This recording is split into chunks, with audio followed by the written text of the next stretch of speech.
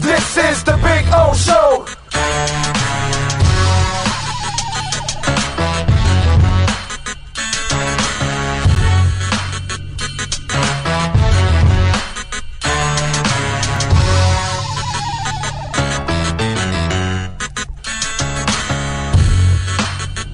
This is the Big O Show. This is the Big O Show.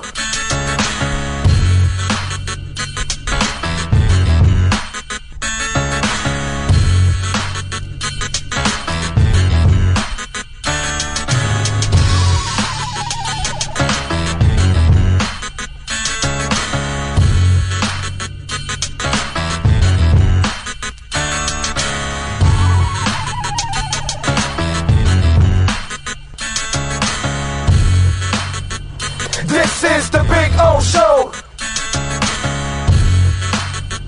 This is the Big O Show. This is the Big O Show.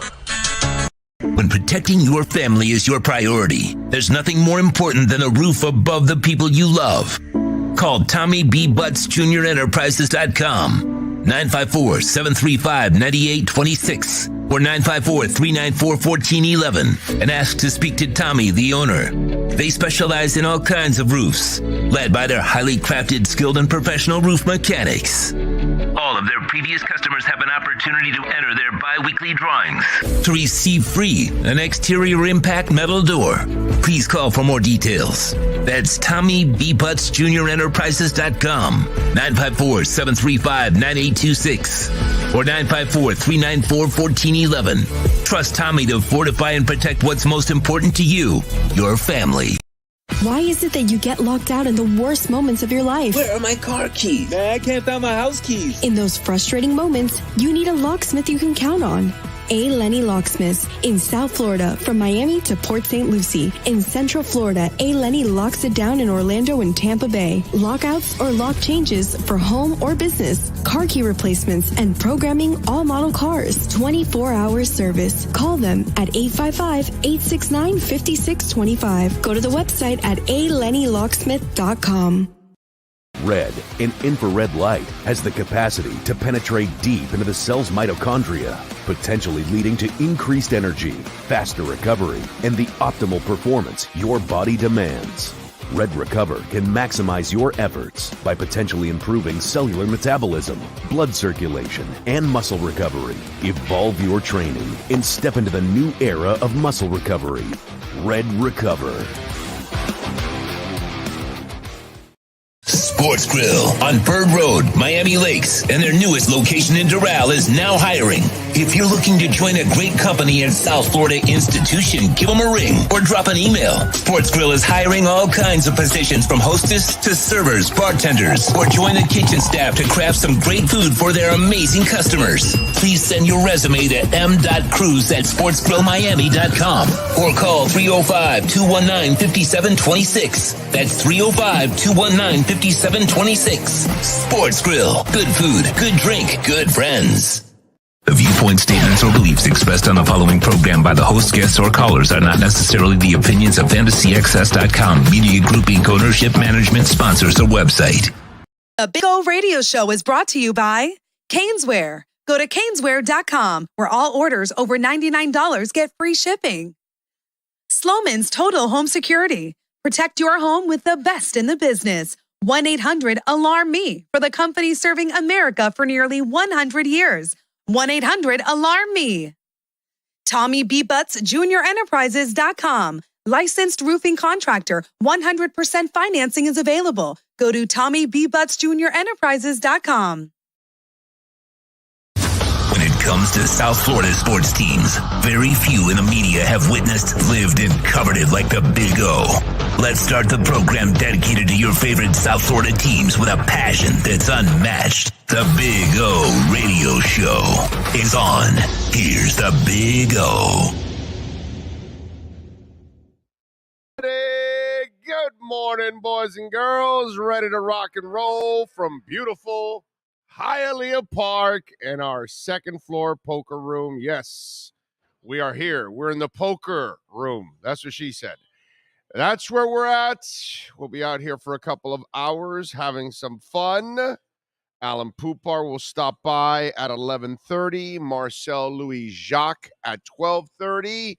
At 1 o'clock, we're going to talk to Ira Winderman. Going to move things around a little bit, actually. We had some changes, just, moving people around the schedule. So Anthony Chang is going to be joining us tomorrow, actually. He normally joins us on Thursdays.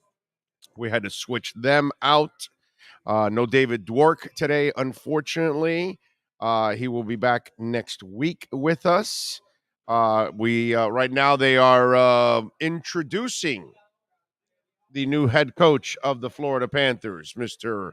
Maurice. Right? Is he part of that Steve Miller song? Right? Some people call me Maurice because I sing. Okay. Anyway, so we've got the new head coach of the Panthers being announced, Paul Maurice, which most losses of any coach right now in the NHL with 681. That doesn't really, we're talking about Barry Trotz. Maybe Paul Maurice ends up becoming a hell of a coach. Somebody asked me yesterday, what do you think of the hire? I'm like, it really doesn't matter anyways. If they don't acquire that big star that they need on this team, it's not going to happen. You know what I mean? So unless you can get a Matthews and a Crosby or, a Stamkos or, you better find an absolute stud somewhere that is disgruntled and you can trade for and use Hubie part of it and all that. Now, again, with this guy, I mean, it doesn't give you a lot of confidence, but we'll see. Zito's done a pretty good job of having a little bit of a golden touch on some of the things he's done. So maybe he sees something that we don't know in Paul Maurice that, But I will say, not the kind of hiring that gives you confidence going into next season with the Panthers. And here's the thing about Paul Maurice hire. And you look at the Panthers, as I told you, what happened in the playoffs was devastating for them. You cannot have the regular season they had and have another thud and a thump and an ass kicking and an embarrassment in the playoffs. And that's exactly what happened when they got smoked by Tampa. So a lot of people are going to look at the Cats and say, well, they're frauds. They're never really as good as what you think they might be. And even when they make the playoffs, they disappoint you. And you can't really argue that, right? You have to kind of say, yeah, those are the facts. That's exactly what happens with these Florida Panthers. And now you hire a coach that has more losses than anybody else in the NHL. That doesn't give you a lot of confidence. And Andrew Brunette was not an experienced head coach. And there were things that people that actually follow the game a lot better than I do were picking and slicing apart his lack of decisions at times in a game. And that, some people think that he didn't counter or make the right changes at times. And there were a lot of those complaints. And now you've got a guy that has more losses than anybody else. And this doesn't create momentum for next season. What you did in the postseason created no momentum into next season because it's the same old Cats is the way people are looking at it. And now, instead of hiring a Barry Trotz or maybe, I guess when the commissioner came out with the whole Coach Q thing, that was dead in the water. But let's say if Coach Q would have done whatever they needed him to do and he was ready to go, you bring back a Coach Q or something, even with the controversy, but at least you know what Coach Q is. You know what Barry Trotz is. This is not a guy that brings in that kind of confidence, that kind of oomph, that kind of the receipts. Those guys have the receipts. Paul Maurice doesn't have the receipts. As the youngins would say, unfortunately, this is not it. This is not the guy. And maybe he turns out to be the guy again. Maybe Zito sees something that we don't. But on the periphery, on the outside looking in, you did nothing in the postseason to create momentum for next season. And by making this hire, you do nothing whatsoever to create momentum into next season. And so that's a real problem for the Panthers. Because even if they are pretty good during the regular season, people won't buy it. But if you had the proven head coach, the guy that's been there and done it, then all of a sudden you say, well, he's going to get more out of them. And so you can hold out some hope. Right now, if I asked you, okay, for everybody that's on the board right now, if I ask you, do you have hope for the Panthers to improve next year? What would you say to that? Would you say that last year was a peak and they'll have a setback this year compared to last year? Or do you expect them to be better than they were this year next year? What would you say? Yes to being better next year, or no, you're not expecting them to be better than they were this past season? Give me a yes or a no right there on the chat board. Right now. The ending of the season, the hiring of Paul Maurice, so far, does that make you feel like you have improved going into next season? That's the question I would ask for those of you out there. Jesse M says setback, no.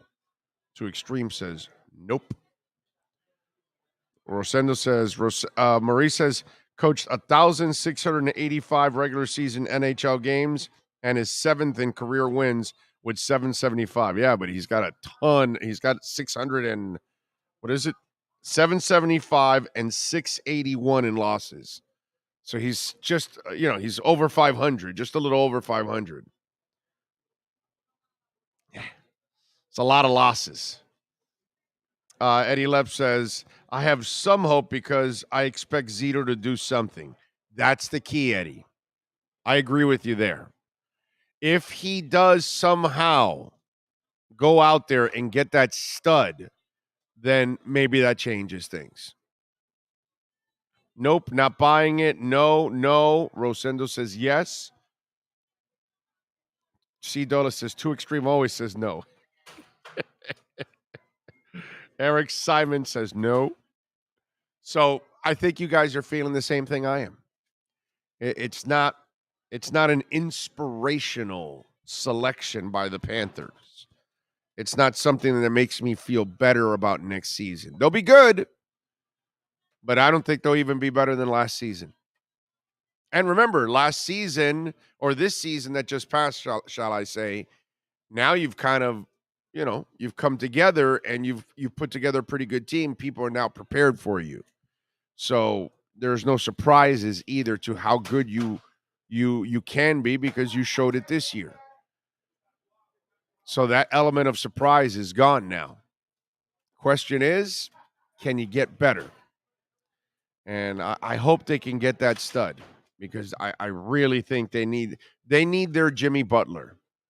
They have to find one because they don't have one. Barkov and Huberdeau, while super talented, they don't have that it factor. That's the sad part. Panthers need to continue to progress each year. Eastern Conference at a minimum next year. Yeah, we keep saying that, but I just have a hard. I look at the rest of the conference as a bitch. You saw the Rangers? What do you think? The Rangers are going to get better next year? Hell yeah, they're going to get better next year. Goalie and all. Goalie for the Panthers, still kind of a question mark. Chapman says, I'm a Bruins fan, but as an impartial observer, I would say it'll be hard to repeat last season's regular season success. You just don't snap your fingers and win the President's Trophy. Amen to that. If the Panthers change their names to the Chupacabras, then it's a yes. What do you think? The Florida Chupacabras? It would be a pretty cool logo, right? I mean, you can have fun with that logo. because it's like anything. Yeah, but like it's a chupacabra. You don't really know what it is, what it really looks like. Like none of us really know what a chupacabra looks like because we've kind of invented that thing. So the Florida Chupacabras. So every game they come out with a different jersey, just something. Everybody's got a very Oregon Duckish. Yeah. Okay. Yeah, it's a money There grab you go. for Money you. grab. Yeah. I like it. NHL pride, do it. That's it. That's it. Stephen Ross would definitely do it. I'd rather have kept Andrew Burnett than this guy. You know, Strafasi, you might be onto something there. Burnett want the job. Again, remember what George Richards said. He wasn't. Man. And Dwork has said it a couple times too, where they were kind of like, they didn't feel that he really wanted that. Yeah. He may have been like, look, I'll step back. I'll stay there. So now you technically have two head coaches, and maybe that's why they didn't go out and get a big name like Trotz. No, I think I'm going to go with what some people have written. He turned them down. Maybe he just didn't want to deal with it. Yeah, or maybe he wanted certain changes. Because again, remember, he's never been a head coach, right? He's still working his way up. Oh no, I'm sorry. I'm saying Trotz. Trotz turned it down. Okay, yeah, that's what I feel. That's what I think. That's what people are writing, and I believe that Trotz turned them down because I believe that the ownership and everybody there believes they're only missing probably the coach. Yeah, and they went after Quinville. So they wanted to go after another experienced stud coach. Then when that didn't happen, then they probably said, you know what, we'll go back to the interim tag. We'll take it off of you. And then he probably didn't want it. Burnett probably didn't want it. And then they're like, well, what's out there? And this is what this is what they settled for. It's kind of what it feels like. Without spending a bunch of money. Right. I mean, again, I don't know how much Paul Maurice makes, but he can't be up in the echelons. It ain't going to be the Barry Trotz money. Yeah. No, not going to be the Barry Trotz money. And, of course, you still got the interim guy sitting right there. So if something happens again this year, halfway through the season. They haven't said exactly what is going to happen with him. If They haven't. But because he has the options of staying with them. I think he said he had one more year on his. Yeah. Yeah. Bad sign that the Cats are paying Bob all that money and we still have a question mark at goalie. Exactly. Eddie says, listen to the press conference. Left ear on you, right ear on it. Maurice is at least saying the right things. Can't play the freestyle way they played in the playoffs. Tough sacrifice play, etc. Yeah, you got, I mean, you're watching Tampa last night, even though they lost and all that. They're diving in front of pucks, and they're doing anything and everything it takes to try to win, man. Jamie thinks, well, I don't know, but the Chupacabras would always win. That would be unfair. I don't know, but I kind of like the Chupacabras because it might be even intimidating. You know, that kind of stuff. Yeah, exactly. We can have Chupacabras running around the ice, the arena. Chupacabra is just a reason to believe that Chewbacca is a real thing. Well, Chewbacca is a real thing, sir. Now, I don't know about the Chupacabra. I don't know about the Loch Ness Monster. I don't know about Sasquatch. I don't know if those things are real. But, sir, Chewbacca is real. Come on. What's wrong with you? By the way, I saw the last episode of Obi-Wan yesterday. That was really good. That was a good ending. I enjoyed that, man. I know some of you, I guess it hasn't been up to your standards or whatever, but I enjoyed the Obi-Wan closeout yesterday. That was good. That was good, man. That was good. I was a little pissed because I'm not going to say anything. Damn Obi-Wan. Anyway, Brett Dodger says it's very difficult to learn how to win in the playoffs. It starts with a stud goalie and a lot of grit in the forwards and defense all playing for each other. Eddie says, I wouldn't have wanted Brunette. I want experience and tougher. That I'm with you, Eddie. I wanted experience. I wanted the Barry Trotz of the world. I think he turned them down. Damn, Big O. Slowman's is swole. What is his leg? Oh, yeah. Well, see, the thing about Alarmo is Alarmo stays in shape, right? He needs a little energy. He grabs a little Edge energy drink, right? Then he has a little bit of a workout. And as you see, he works out, right? But then he goes to Red Recover, and he uses the stuff for recovery purposes to, neutralize the pain and the discomfort and all that stuff, feel better, feel strong, and be ready every day to hold up the shield. And Come on, Alarmo. Let's raise the arm, baby, right there. Raise them fists. That's it. So that's how he stays in shape. Use a little Edge energy drink, gets that edge.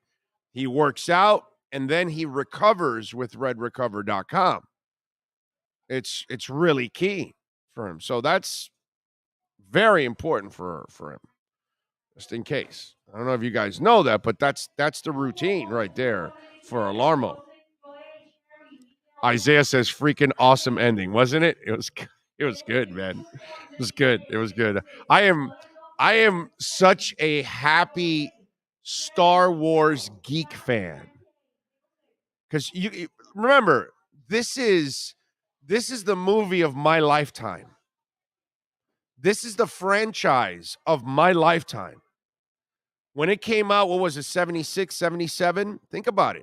I'm 10, 11 years old. I'm right there at the peak. I walk into that theater, and I see Luke Skywalker and Darth Vader and Han Solo and the Millennium Falcon, and I fell in love from that moment. And then the next films came out, and then we had that drought forever. And then came the rest of the movies and all that stuff. And then now that Disney purchased it and decided to go in all these directions and create all these shows for the different characters, I effing love it. Okay? I mean, I love it. So for me to be able to see the story continue to live and go in all these directions, something I never imagined in my wildest dreams, because it was like torture to wait for one movie after another because it took so long. For those of you that don't follow heavily rock and roll, it's like waiting for a Tom Schultz Boston album. You know, it takes forever from one album to another that you're like, come on, Tom, let's go, bro. Cool the engines. No, heat them up. Get the music out, baby. You know, that kind of stuff. And so for me to see, the Han Solo one, Rogue, then go see Boba Fett and the Mandalorian and now the Obi-Wan and everything. I mean, and they've got to do a Darth Vader one. That's what I was telling my wife yesterday. I mean, you've got to do solely a Darth Vader one. That would be just absolutely awesome.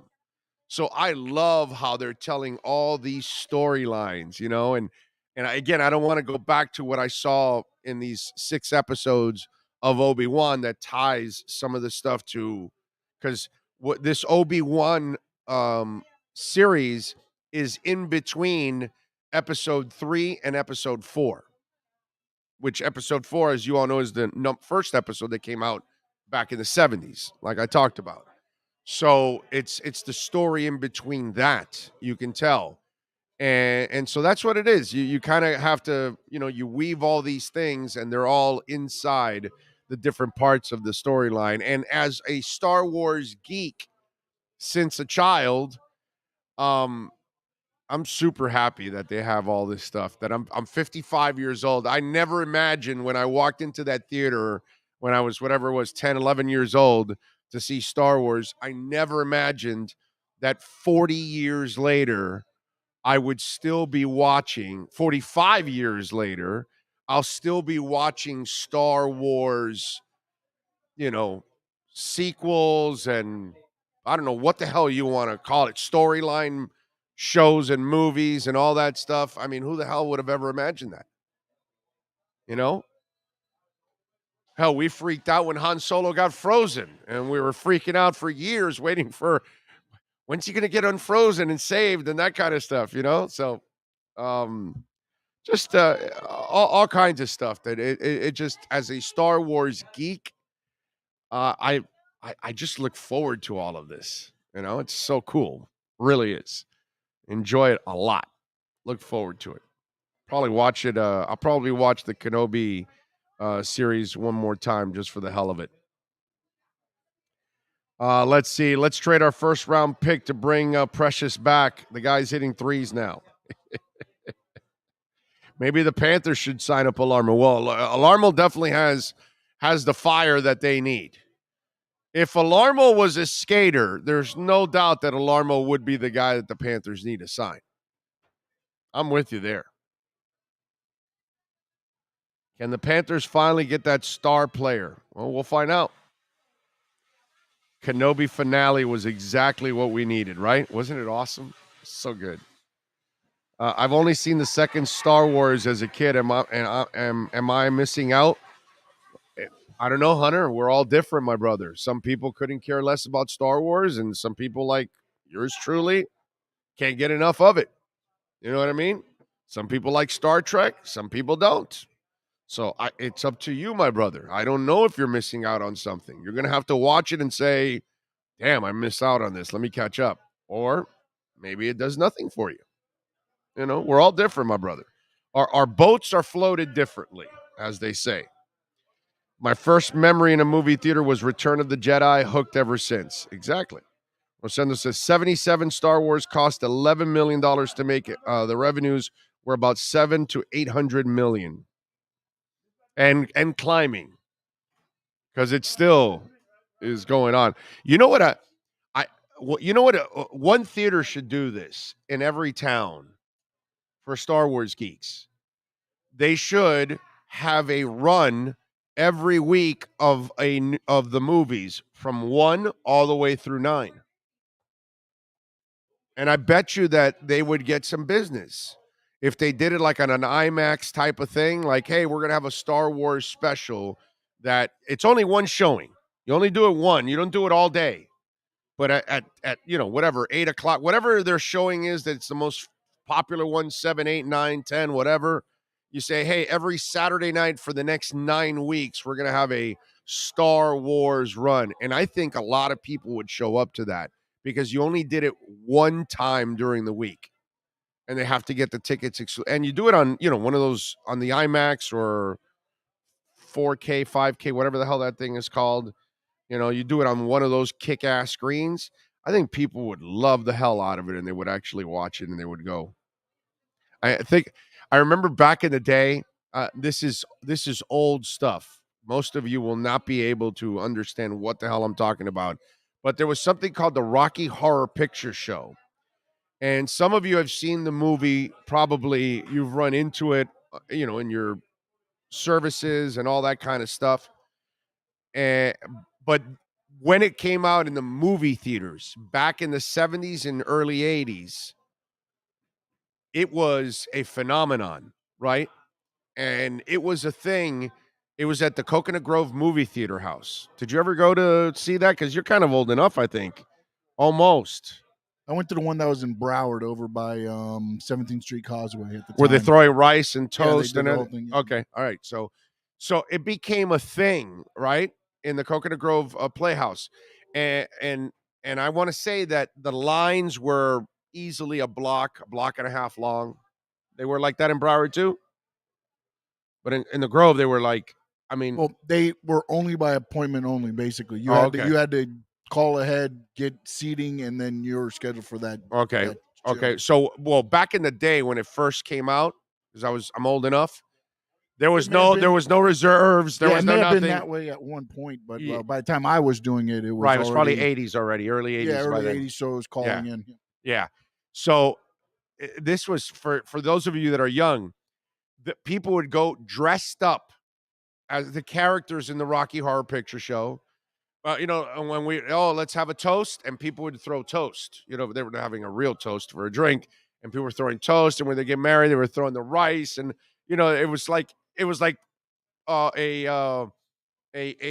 not proactive, interactive type of viewing. That kind of stuff. And it was one of those deals that it became a cult type of thing, and it caught on all over the country.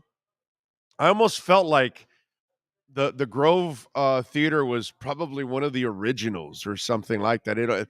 That's what it always felt like with that Rocky Horror Picture Show, and it became somewhat of a cult type of thing. I think the Star Wars movies would do something like that. That if you have like a theater says, all right, we're going to do a 9-week run, every week you can come see a new Star Wars, the new Star Wars movie leading up from 1 through 9, I think you'll get people to go and people will really get into it. And the fact that you don't get to go see them in a big ass theater all the time, but if you get to go and make it like a thing where you go for 9 straight weeks, you can buy the whole series of tickets and just you and your friends, you and your wife, you and your kids, and you go for 9 straight weeks to go see it. I think it would be something cool if they can do that. And I think it would be cultish to get away with it. Star Trek, that show was sleep medicine for me, LOL. See what I mean? And some people will swear by Star Trek, and they love Star Trek. I don't mind. I like Star Trek. I'm more of a Star Wars guy over Star Trek, but I don't have anything against Star Trek. What's interesting is that George Lucas and Harrison Ford actually first teamed up was in Star Wars. It was American Graffiti. Yes, it was. And the cast on American Graffiti. Holy shit. Wow. The amount of names. All right. It's not a movie, by the way, that carries nowadays. It's not a good movie when you watch it, because I watched it recently and it just doesn't carry the same. But it is cool to watch only because the amount of actors in American Graffiti is just a sick number. And a bunch of them that turned into superstar actors too, like Ford and Dreyfuss and stuff. So yeah, you got to check it out. It's that is the one thing that's impressive about that one. Great storyline, great characters, and the effects at the time were groundbreaking. Yeah, they were. Yep. Star Wars had lightsabers, the Force, flying in space, but they couldn't find Chewbacca a voice translator. Hell, how about giving him a gal to chill with? Come on, George Lucas. That's true. Chewbacca never gets laid. Yeah. You even had incest. Right? Because Leia kisses Luke right before they swing across the thing. You know? So it's like they didn't know that they were brother and sister at that time. You know, that kind of stuff. But yeah. Plus the music. Yes, you are correct. Chinese theater in Hollywood, California was insane, bro. I would imagine, Pipe Slim, that would make a lot of sense. That sounds like it would be a thing. Yeah. Yep. No doubt about that. All right. So good stuff. Reminiscing a little bit there. By the way, Essential Moving Experts, great people. You guys met Sean Williams last week when we were out in Flagler Beach. And by the way, if you're looking to move, essentialmovingexperts.com. If you're looking to move just within the city, from office to office, long moving services, home moving services. They've got storage there. They can keep your stuff for up to 30 days. And then after that, you can also use it as a storage place. They've got over 1,600 happy customers saying that they loved what Essential Moving Experts did for them, and you're going to love what they're going to do for you. And by the way, you know what you're also going to love? $150 off. So if you mention yours truly, the Big O, you will get $150 off. Their home base is in Daytona, but they work all across the country. So call them 844-368-5750. By the way, Sean is a massive Dolphins fan. Do you know how big of a Dolphins fan Sean Williams is? The website, the business is in Dolphins colors. That's the only way he would have it, and you got to love it, man. So call him for long distance moving, flat rates, no surprise charges, safe and efficient loading and unloading practices all the time. Go to the website to make an appointment, essentialmovingexperts.com, and tell them that I sent you. You'll get $150 off. Moving was never so easy. Essentialmovingexperts.com. All right. What else do we have here? By the way, yesterday we did get our liquor split matchup of the night. We did make the right pick. We took Tampa Bay plus a goal and a half, and they only lost by a goal in overtime yesterday. So we end up winning in that one. They take a 3-1 lead now. That's it. My pick of Tampa's toast. I don't see them beating Colorado 3 straight, dude. And I'm thinking about this too for the Panthers. Let's say they get past the Lightning and they finally make it to the Stanley Cup Finals. They wouldn't have beat this Colorado team, and it would have been 2 times that you get to the Stanley Cup, and both times you lose to Colorado. This Colorado team is good, man. That speed is impressive. And the one thing I will say is that the Panthers play that open ice game, but these guys are just at another level. And for all the shots we took at the Western Conference, because it was weak, but they're not weak, man. They're good. They're good. They looked like the better team the first 2 games in Anaheim. It was lovely to see Tampa Bay come back and kick their ass in game 3. But yesterday, I thought they would pull it off in overtime. I thought they would find a way to win but now you fall 3-1 to that team. Maybe in another year against another team, I might tell you Tampa has a shot, but I don't like their chances anymore. I got to say, I definitely don't like their chances, but I do like the fact that I did end up winning and getting that half goal. That was the difference in the game. So Colorado now taking a 3-1 lead. We'll find out what happens here overall. We shall see. All right. What else do we have here? Getting going here. Lisa is in the house. Says Rocky Horror Midnight Show every weekend in the early 80s. Let's do the time warp again. Come on. Chewbacca is pansexual. He got laid all the time. Any love for Space 1999? Yeah, man. I mean, I enjoyed Space 1999 and Buck Rogers and, some of those other types of shows. But nothing's like Star Wars. Nothing. There's nothing like that, man. Janet, Dr. Scott, Janet, Brad, Rocky.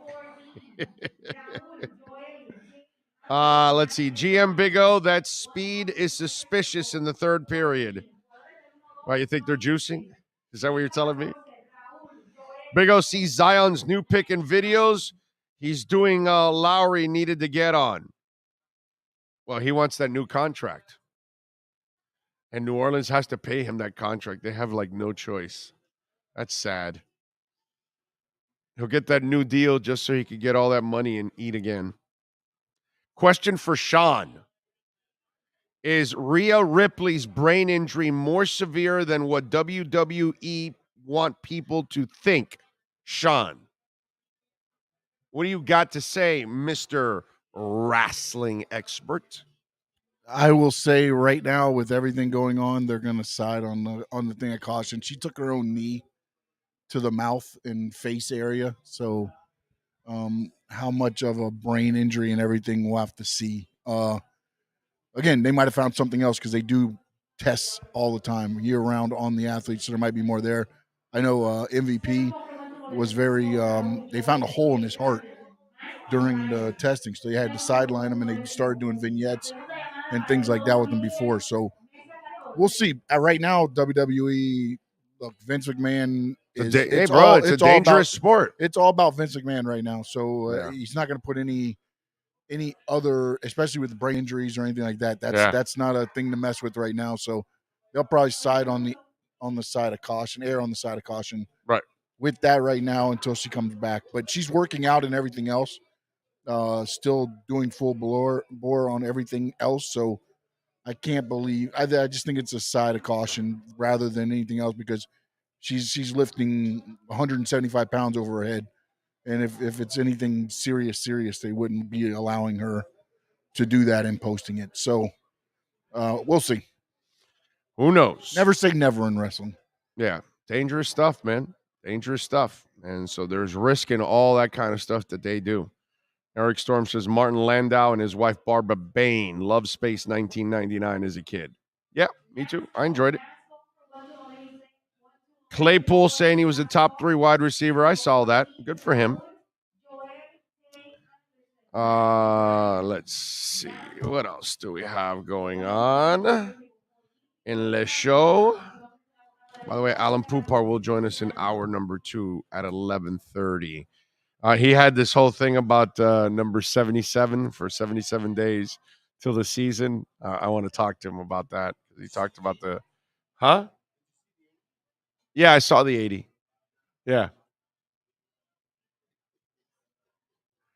He's done a good job with that whole thing every day. Well, no, you can't. I mean, I love Joe, but you got, Joe, he was mentioned, he was there, but you can't put him in the top 3. You know what I mean? Hey, look, you know what I always say about Joe? Because obviously I'm a lifelong Dolphins fan. Joe had great hands, man. Joe caught everything. Joe was clutch. And that was one thing. That was one thing about a bunch of those tight ends, Hardy and Bruce Johnson, Joe Rose. All those cats had good hands, man. They all caught the ball. They were, none of them were stars. They weren't Keith Jackson, and they didn't have the talent of a Farrell Edmonds, which is another number 80 that was mentioned. But Edmonds didn't have great hands. For those of us that know, like Joe Rose, Bruce Hardy, Dan Johnson, they had way better hands than Farrell Edmonds. Yet Farrell Edmonds was more talented than all 3 of them combined. Man, Farrell Edmonds can run like a deer, dude. You remember that? I mean, those of you that are old enough. He would get out on that open field, and brother, when he was a long strider, once he got going, you weren't going to get him. That was one of those things. That's why his kids have made it to the NFL, because they had his genes.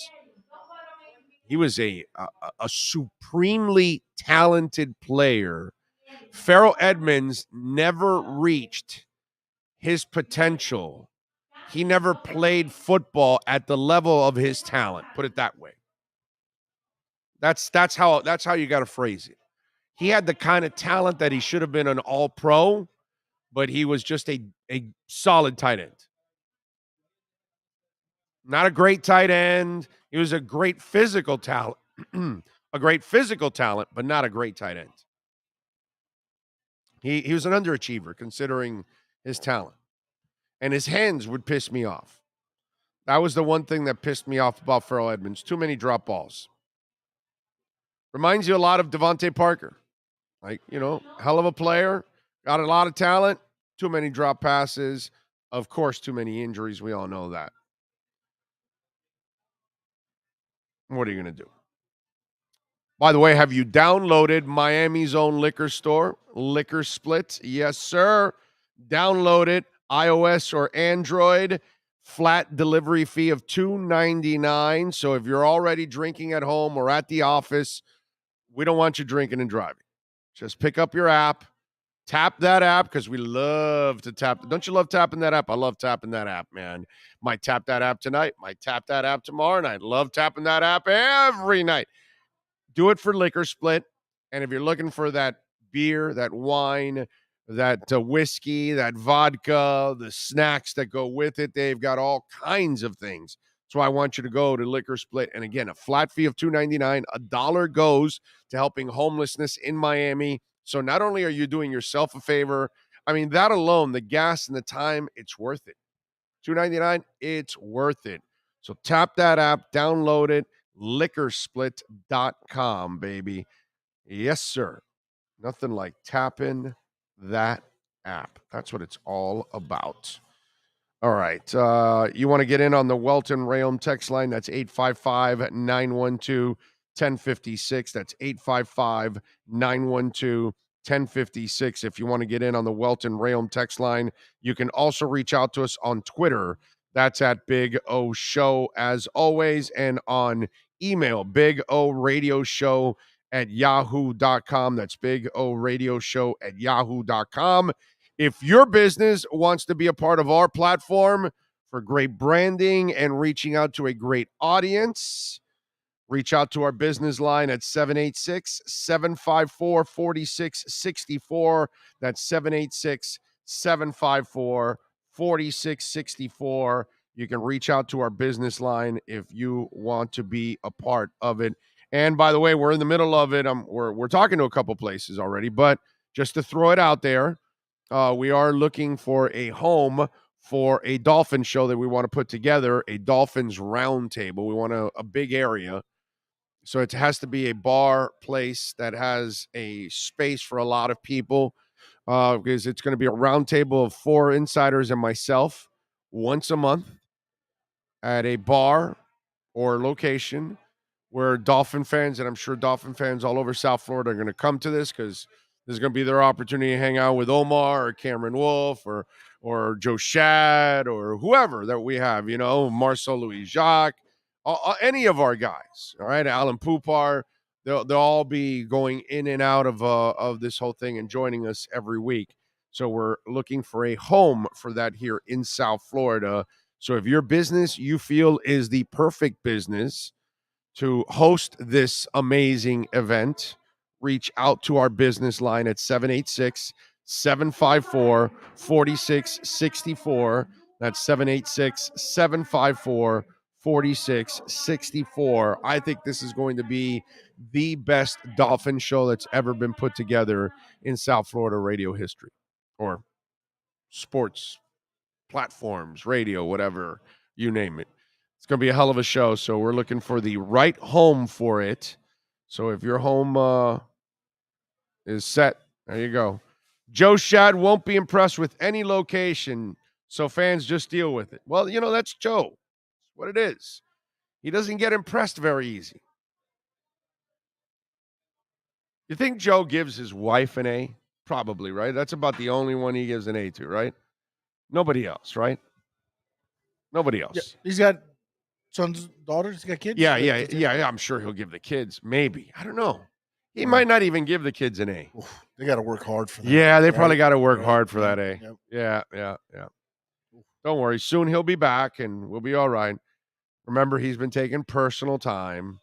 So it's nothing to do with not being a part of the family. Once he says he's a go, then we move forward.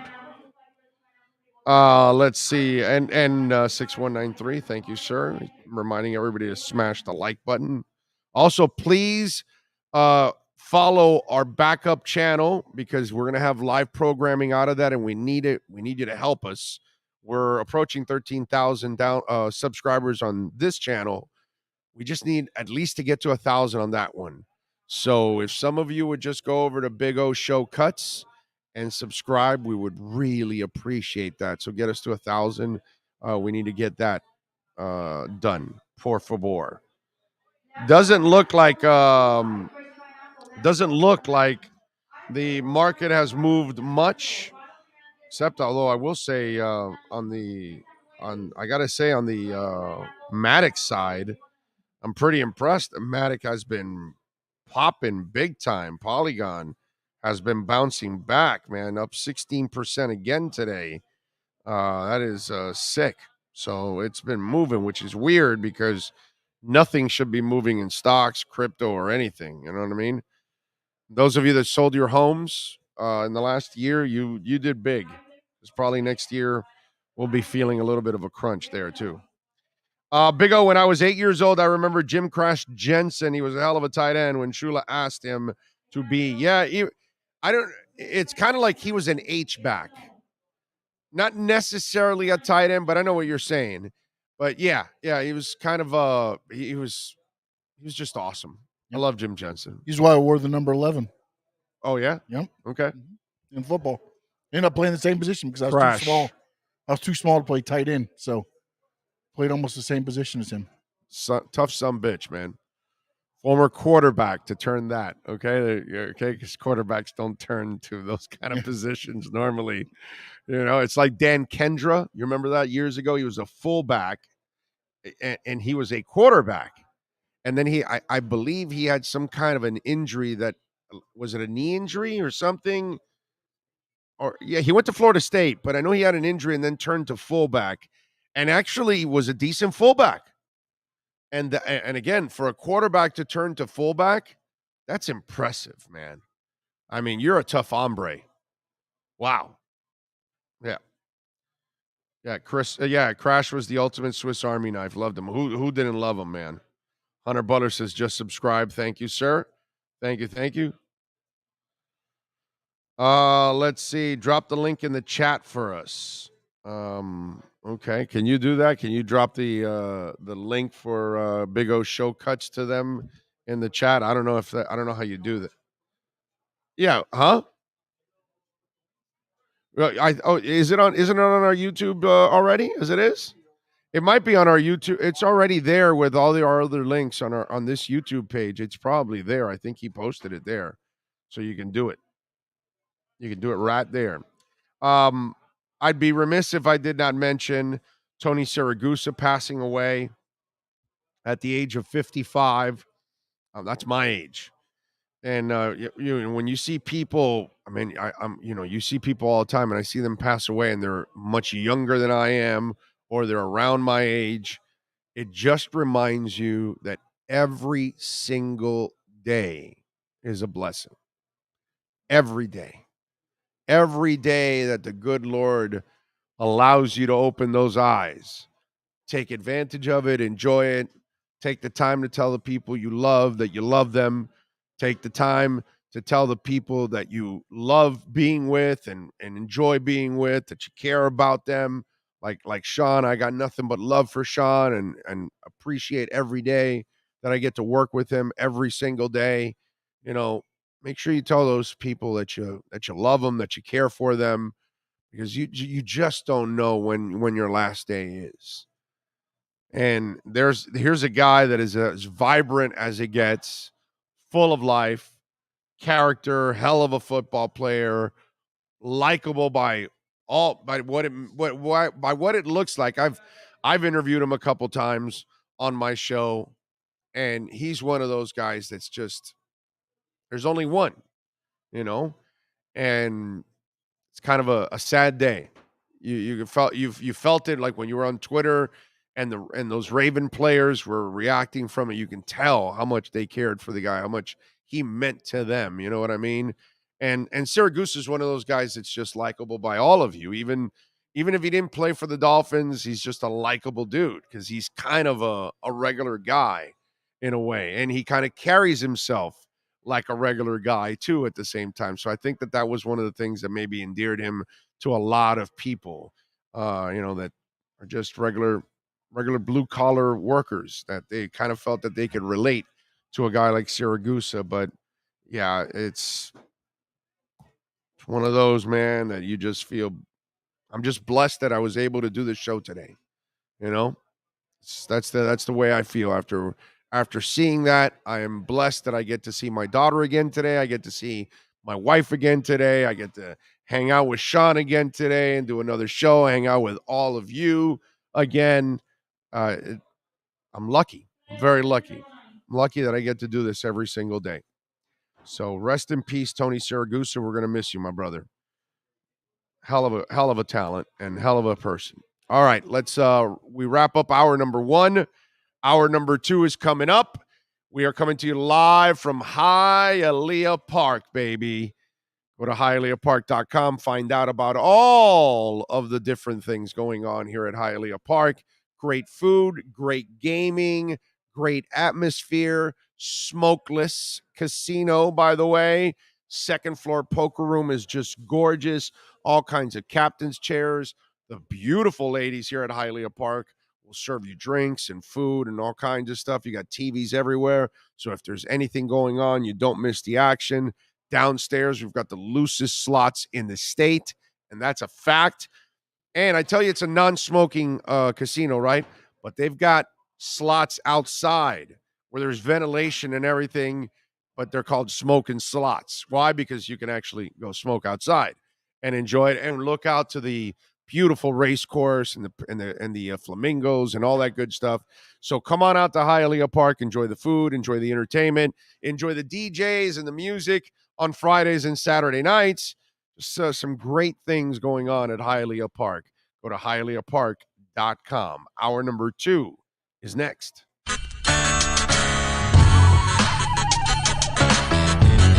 The Big O Radio Radio Show is looking for partners to join our growing platform. If your business is ready to reach an audience that starts in Florida, crosses the nation while expanding internationally, this is the program that provides that vehicle. The Big O Radio Show is ready to broadcast live anywhere in the world to represent your event or product. To reach out by phone, 786-754-4664. That's 786-754-4664. Or email bigoradioshow@yahoo.com. Help us grow as we provide the content and personal connection corporate entities will never achieve. If you're a Miami sports fan, then there's only one store to go to, and that's Caneswear at Miami Fanwear in Davie. They're your one-stop shop for all your inner Miami CF, Canes, Dolphins, Panthers, and Marlins merchandise. They have hats, t-shirts, game day jerseys, and so much more. Located at 2511 South University Drive in Davie, and open 24/7 online at caneswear.com or innermiamiwear.com. Call them at 954-835-5597. Caneswear, the spot where inner Miami and all Miami sports fans shop. Welcome to Red Light Therapy, a revolutionary technology perfected by NASA to aid in muscle strengthening and recovery. Red and infrared light has the capacity to penetrate deep into the cell's mitochondria, potentially leading to increased energy, faster recovery, and the optimal performance your body demands. Evolve your training and step into the new era of muscle recovery. Red Recover.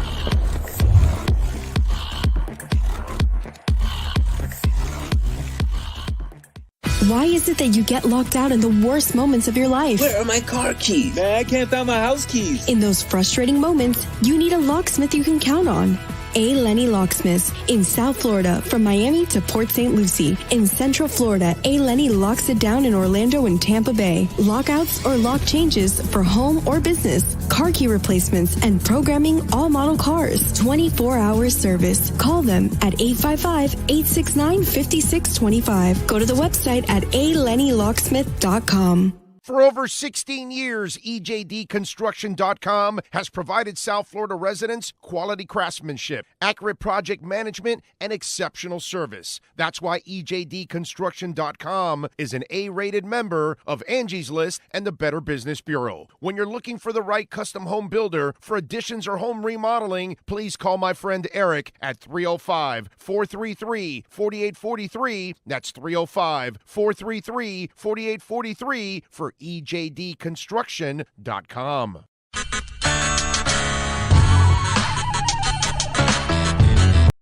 The viewpoint, statements, or beliefs expressed on the following program by the host, guests, or callers are not necessarily the opinions of FantasyXS.com, Media Group Inc., ownership, management, sponsors, or website.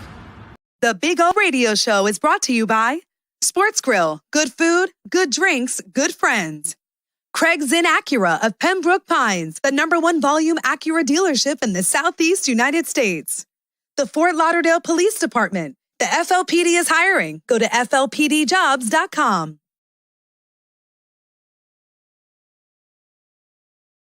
When it comes to South Florida sports teams, very few in the media have witnessed, lived, and covered it like the Big O.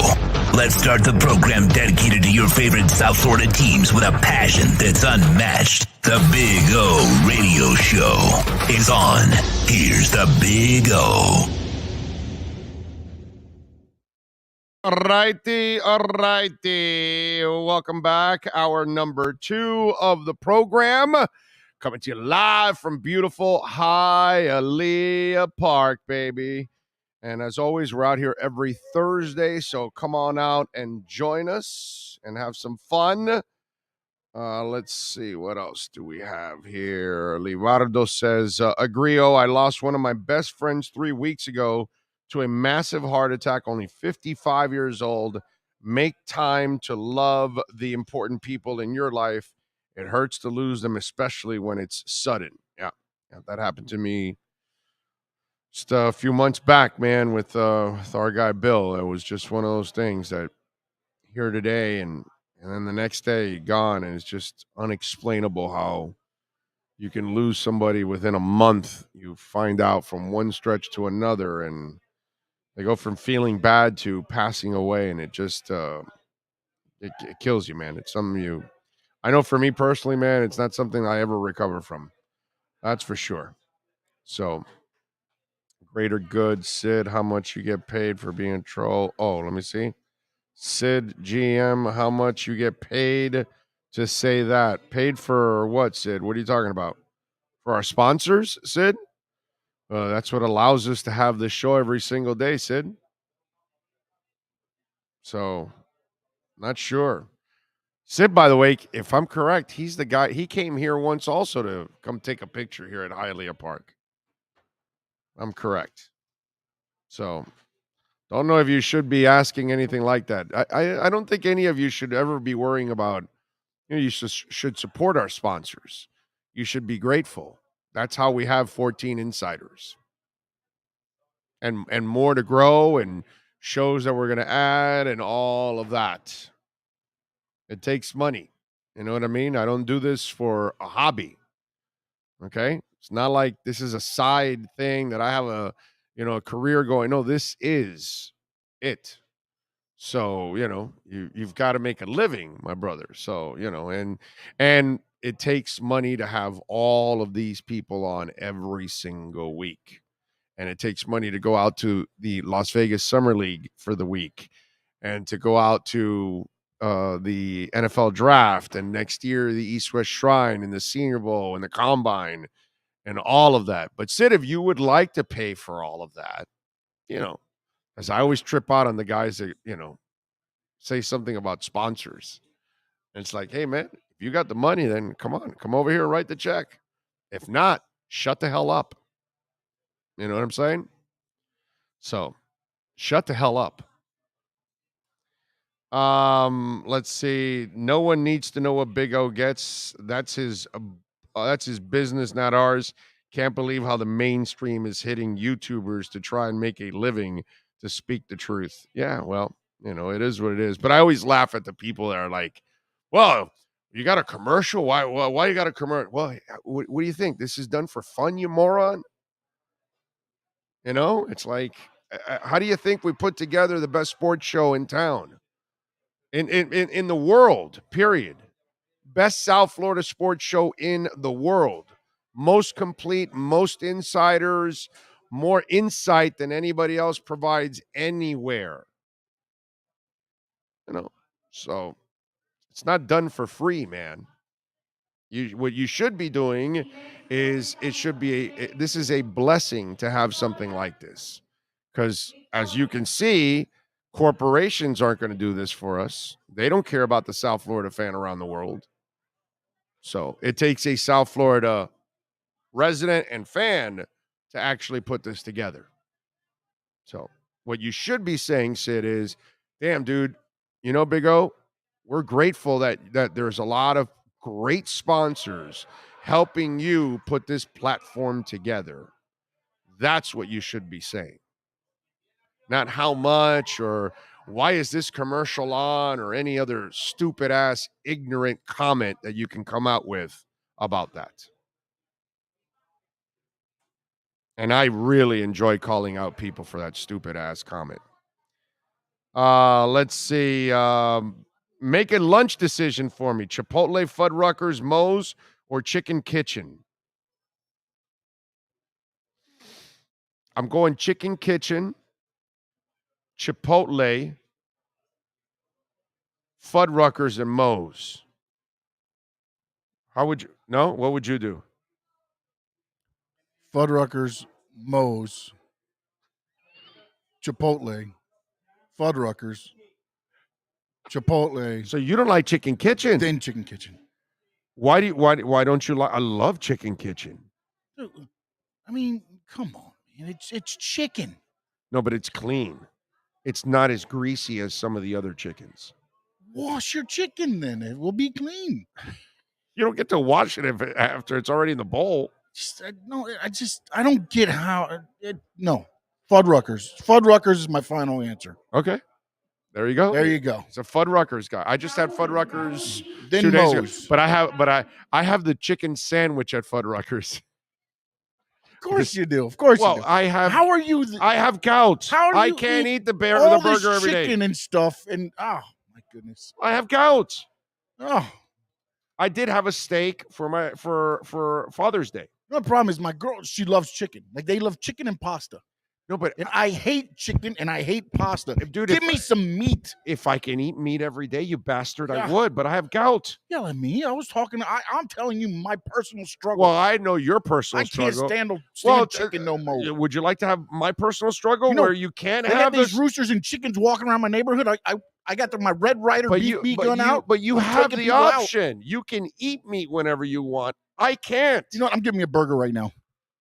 Bastard. Now he's going to eat meat in front of me. Crap. Going to make me suffer now. Yeah, because I got to pace myself. If I have shellfish, I can't have anything else for like another week and a half, because when you have gout, you're screwed. And I'm not taking the allopurinol where you're like every day taking that. No. I take enough medicine. I don't want to add another one. So I only take some medicine when I get a gout attack, and that's it. So I got to pace myself. Sucks. I'm telling you. Wash your chicken is important life advice. Henley says Chipotle, Chicken Kitchen, Fuddruckers, Moe's sucks. I'm not going to pick on Moe's. Moe's is good. You can't get mad at a place when every time you walk in, it's like, welcome to Moe's! Welcome to Moe's! Welcome to Moe's! Come on. And when you give them $1, they ding, ding, ding, ding, ding. There we go. That's it. Wow, the chicken sandwich at Fuddruckers is a sleeper on the menu, Big O. I know, it's awesome. I love the chicken sandwich at Fuddruckers. Yeah. It's actually a really good chicken sandwich. That's all. Big O, are you doing a draft show tonight? No, dude, it's basketball. I'll be in the Vegas Summer League, bro. Okay? We'll go do the real stuff. All right? I'm not doing no draft show. Yeah. Well, Woj took out. Yeah, Woj already has the first few picks out. But by the way, he's got Poncho going out. Everybody thought it was the other two guys that they were. He's got a Formula One guy. He's got Pat Mahomes going number 1. Right? That's what I think I saw. Right? Is that?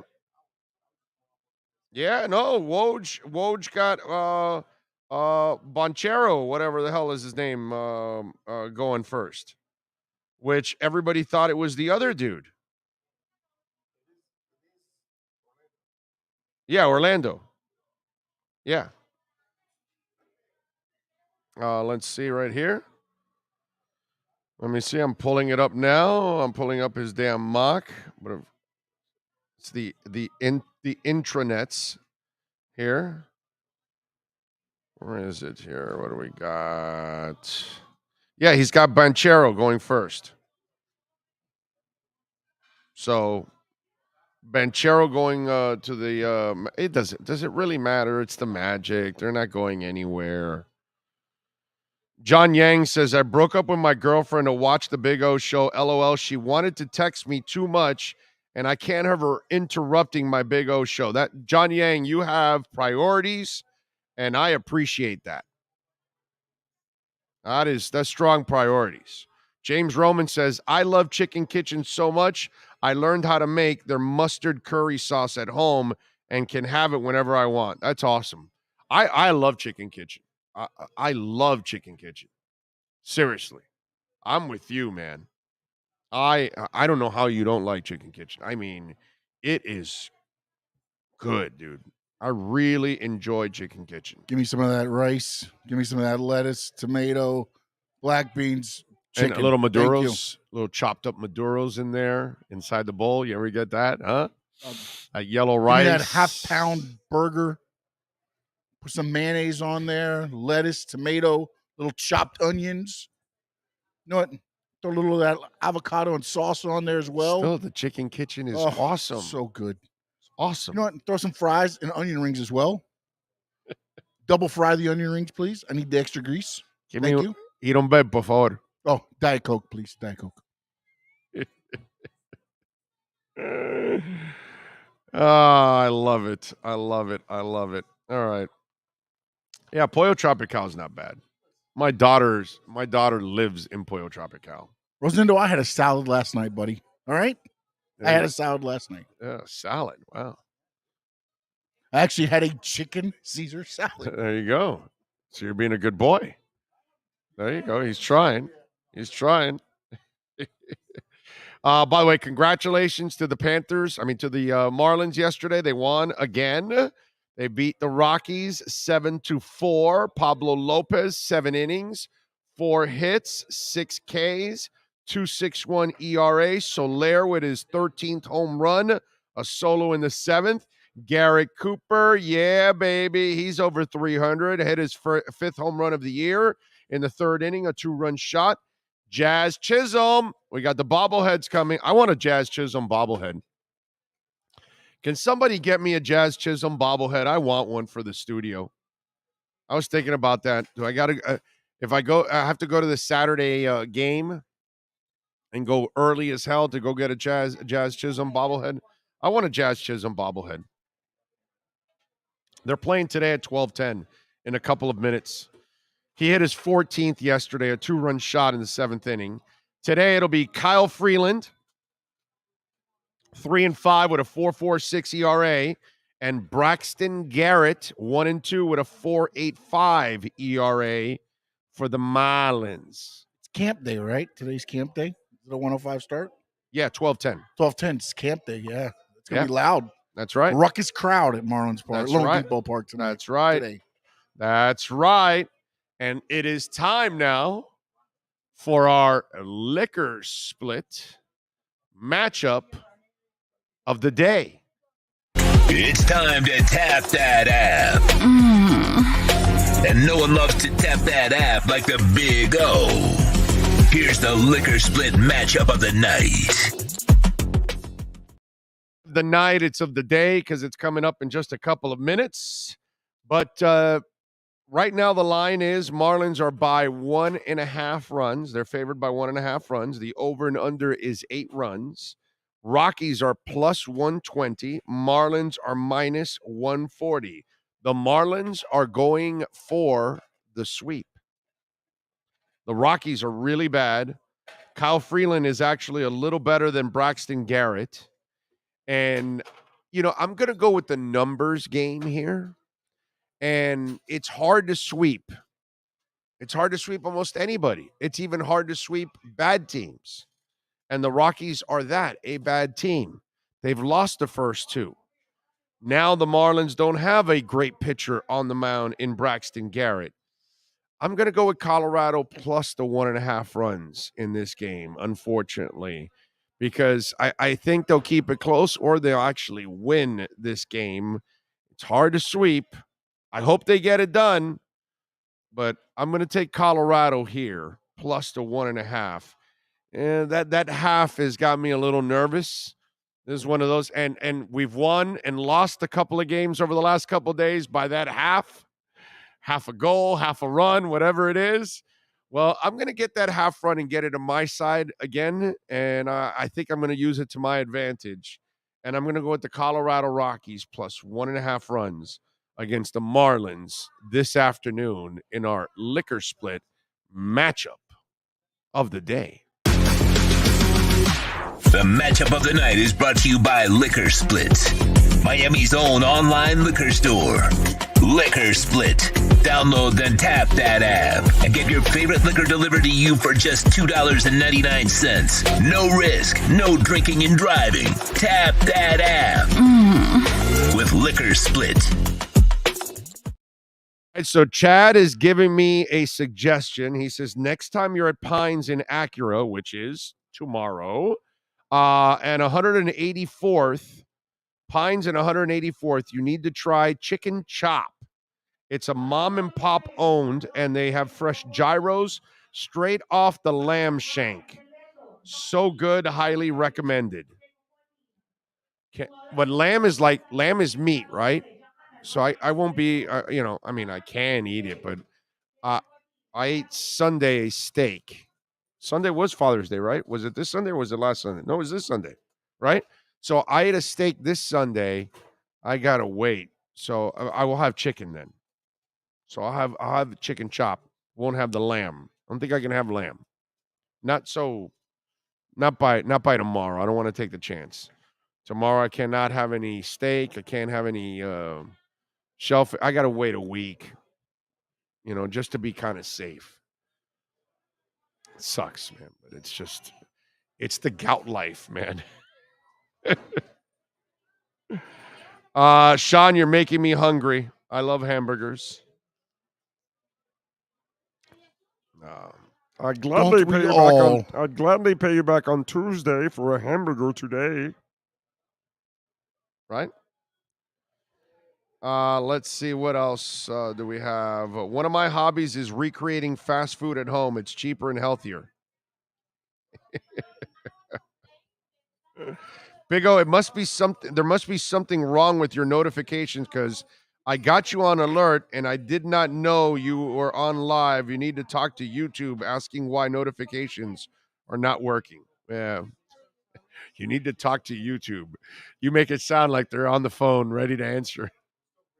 Those people don't answer anything. Dude. I'm waiting on a response from something in January. I Yeah. have sent 6 follow-ups, but nothing yet. Yeah. No, you're barking up the wrong tree, dude.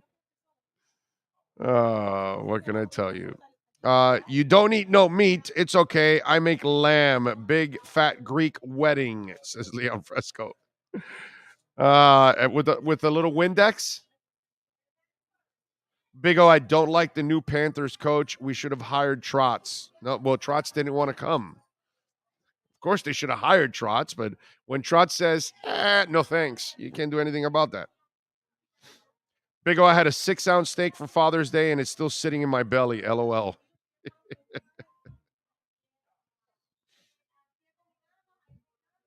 You guys are a trip, man. Well, let me tell you, the Panthers hired a new head coach, right? So it's great to hire a new head coach. Whether we believe that Paul Maurice is the guy or not, that's one thing, okay? But I'll tell you what they need to lock down because that's what's important right now. Paul Maurice could be successful or could be a failure.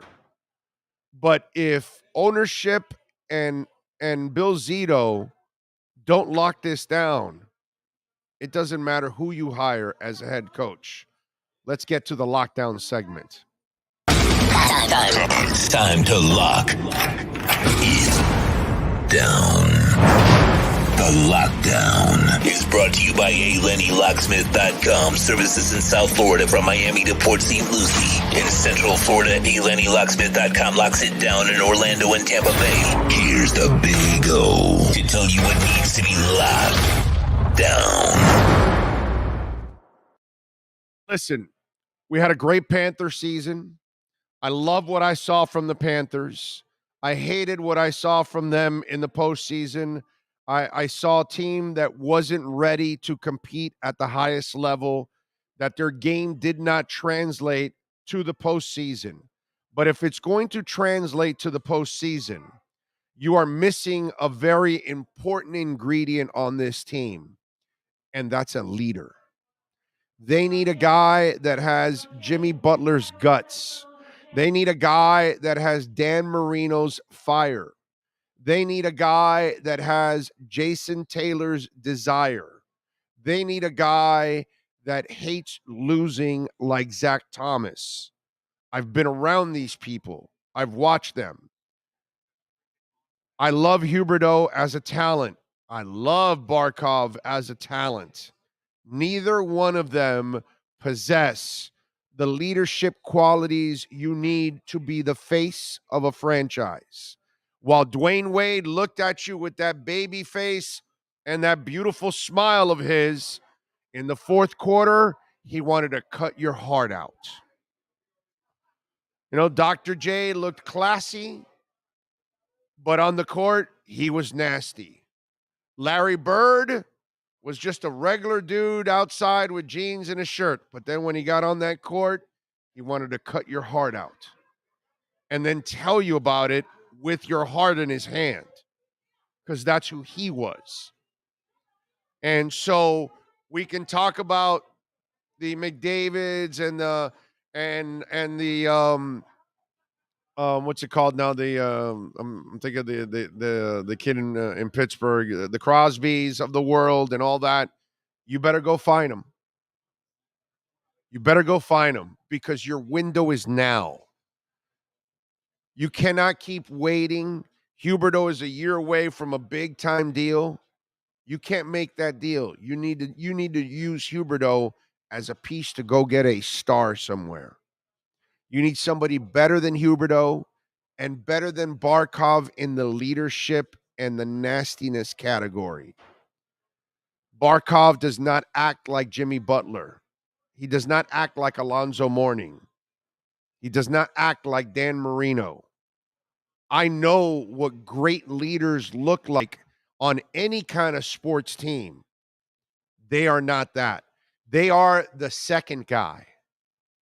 But they're not the guy that is going to rattle cages. They're not the guy that is going to, that his emotions will be felt in the entire locker room. Okay?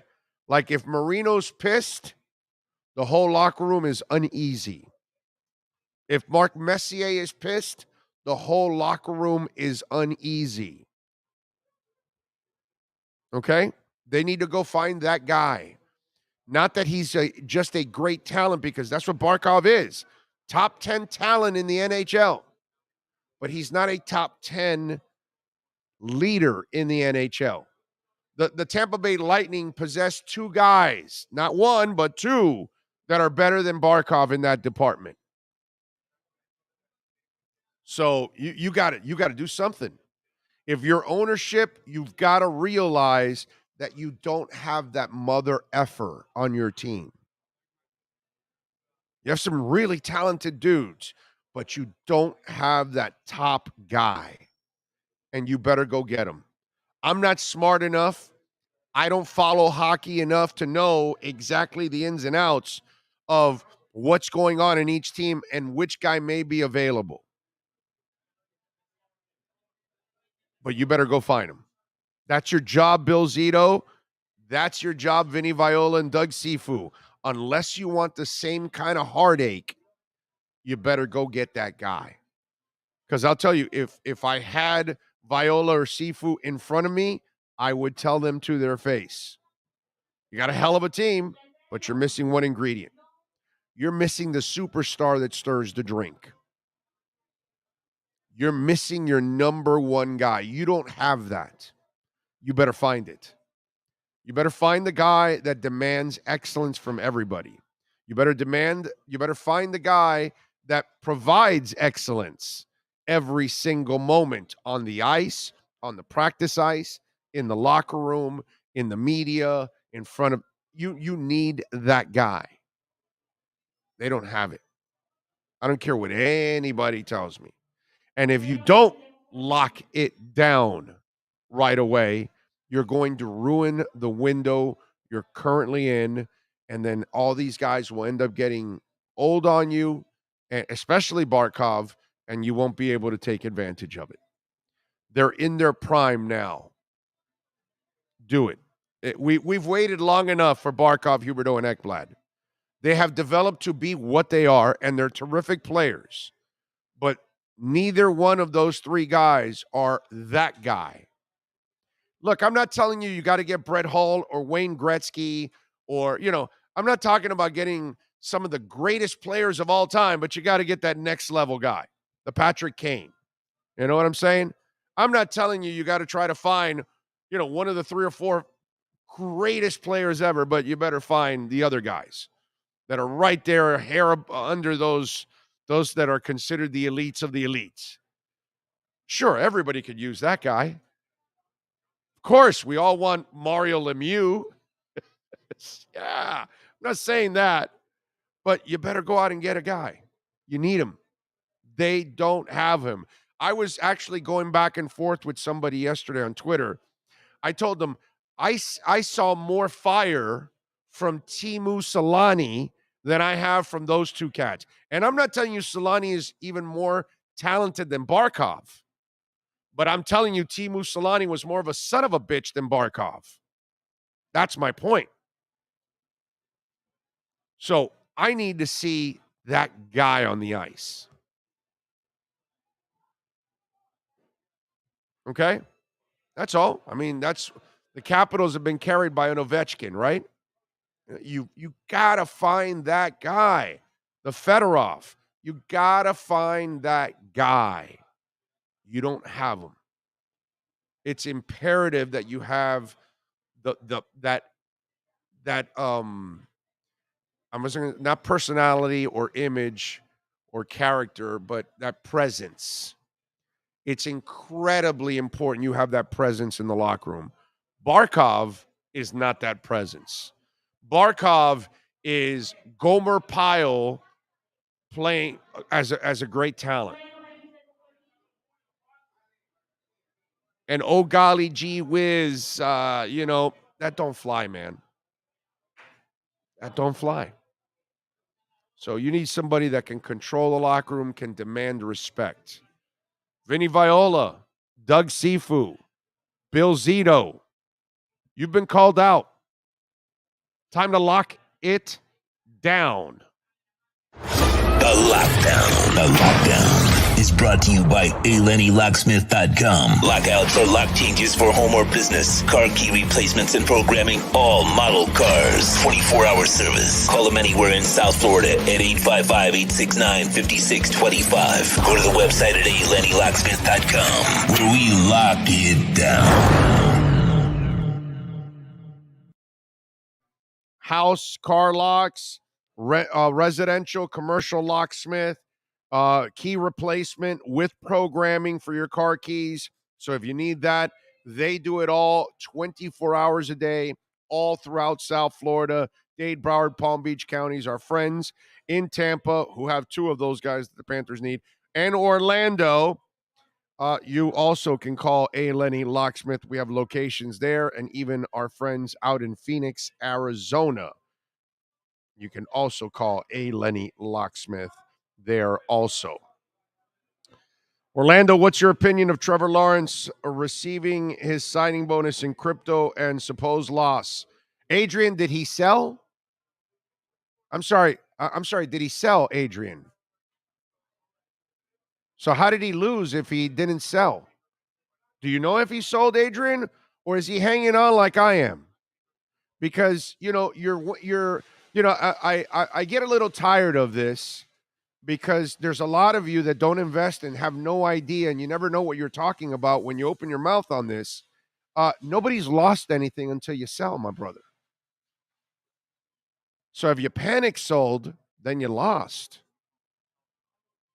But, if you're smart, like I am, Adrian, at least I think I am, I'm actually buying more at a low so I can lower my overall price. So when it bounces back, because it always bounces back, Adrian, the stock market at one point was at 8,000 when Obama took over, and then it soared. Wow.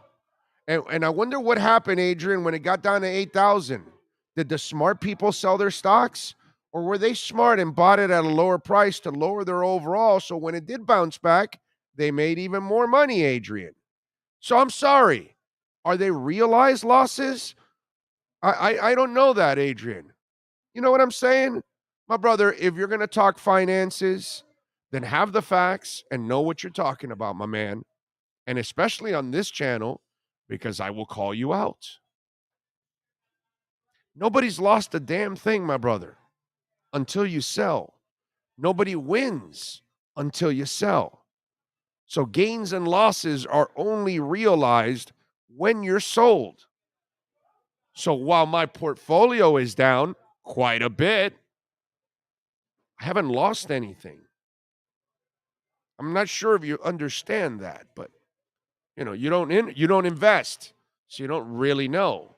You're just kind of shooting off, I had some idiot yesterday. Oh, well, my MAGA grandfather and my liberal grandmother invested their life savings in crypto and lost it all. And I'm like, well, did they sell? Or first of all, grandparents, crypto, and life savings don't go together. That's a lie. Old people are not going to put their entire life savings into crypto. Sorry, old people don't know much about crypto. much less they're going to put their entire life saying. So I knew that guy was lying already. But again, listen, ladies and gentlemen, if you're going to chime in about this stuff with me, please know what the hell you're talking about at least. You got to know. Okay? So, Adrian, hopefully Trevor Lawrence used his salary to buy more Bitcoin now at a lower price to lower his overall price. And when it comes back, which it will, he'll make a ton more money. That's how you play the game, my brother. If you're investing in a good company, Tesla's down now. Keep buying Tesla. It'll bounce. Amazon's down. Keep buying Amazon. It'll bounce. Everything's down. Now's when you buy. That's what I'm talking about, how it was reported. Adrian, that's what I'm talking about, life, my brother. The idiot media person that wrote that story doesn't know what they're talking about. Adrian, who reads it, doesn't know what he's talking about. So now you've got two people that have no idea what they're talking about, and now you're asking a question that you know nothing about. You understand?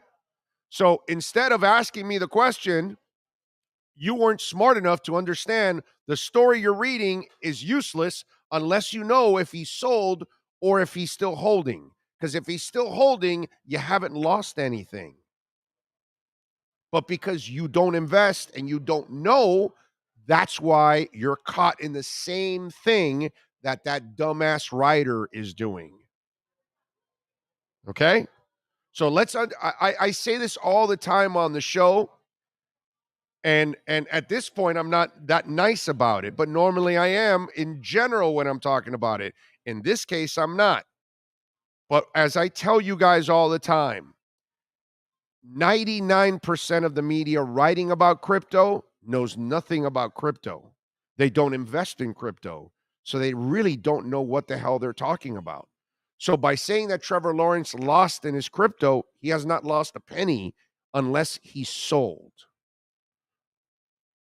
And only an idiot would sell their Bitcoin now. What you do now, if you're smart, you buy more Bitcoin. So when it bounces, you're making a hell of a lot more money. So the idiot writing the article doesn't know any better. And then you're the fool that reads it and then follows up with a question that lacks education. Are we clear on that now? You got it? There are no losses and there are no gains until you sell your stocks, crypto, real estate, you name it. It doesn't matter. It looks good in the portfolio. It doesn't matter until you sell. So either you sold it on the high or you sold it on the low or you sold it right where you bought it or whatever. That's when you're going to realize gains or losses. Till then, it's just fantasy. So if you're up 100,000 and you didn't sell, well, then you really didn't make 100,000. If you're down 100,000 and you didn't sell, well, you didn't really lose 100,000. It's pretty, common sense.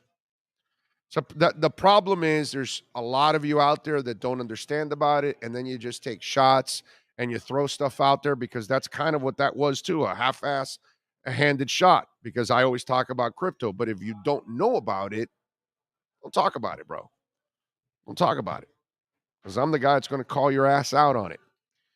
All right, Alan Pupart is ready to go. All right, let's do it. Let's talk a little football with Alan Pupart in our Sports Grill Miami Dolphins report. Let's get ready to talk Dolphins football. It's the Sports Grill Miami Dolphins report with Sports Illustrated's Alan Pupart. With locations throughout South Florida, Sports Grill is the home of the special grilled wings. Check out our sponsored locations in Miami on Bird Road and 114th and in Miami Lakes in the Royal Oaks Plaza. Here's Miami Dolphins insider Alan Pupart. It is entirely true, by the way. It's not, he hasn't lost a penny. No one's lost a penny until you sell, my brother. Okay? You may lose value, but you haven't lost a penny. That's why when you invest, You have to stick through the ups and downs. If you don't have the emotional fortitude to kind of get through it, then you shouldn't invest because you're going to have volatility. Like right now, the entire world right now is under volatility with everything going on. And it doesn't matter what you invest in, but you better understand that you're going to go through rough times and you got to stay strong. That's just the way it goes. All right. So, how down is your portfolio right now, Mr. Pupart? I plead the fifth. I don't. I know you're not a crypto guy, but do you have stocks? Out of curiosity, yes. But I don't discuss financial stuff. No, I know, but I'm not asking you to discuss. Yes, I have investments. Right? Did you sell anything? I plead the fifth. Let's talk Panthers and Dolphins. So you did. So you sold on a low. You sold some stuff on a low. I'm not discussing my financial situation. That's private, personal. I'm not asking specifics. I'm just saying. You know, I thought you would stick through. I sold my 50-cent share. Okay. All right. I'm just playing with you. You have none?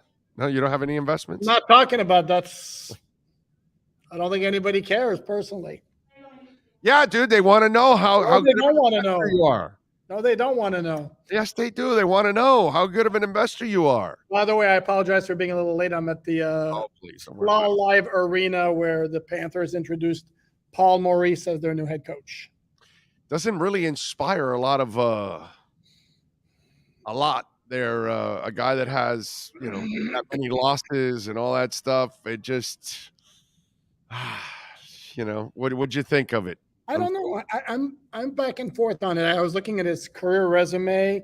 It's been around a while. It says a lot for him that he's had very long tenures, and especially I was looking at the Panthers' history. Do you know the Panthers in their history have had 2 coaches who have lasted as long as 3 full seasons?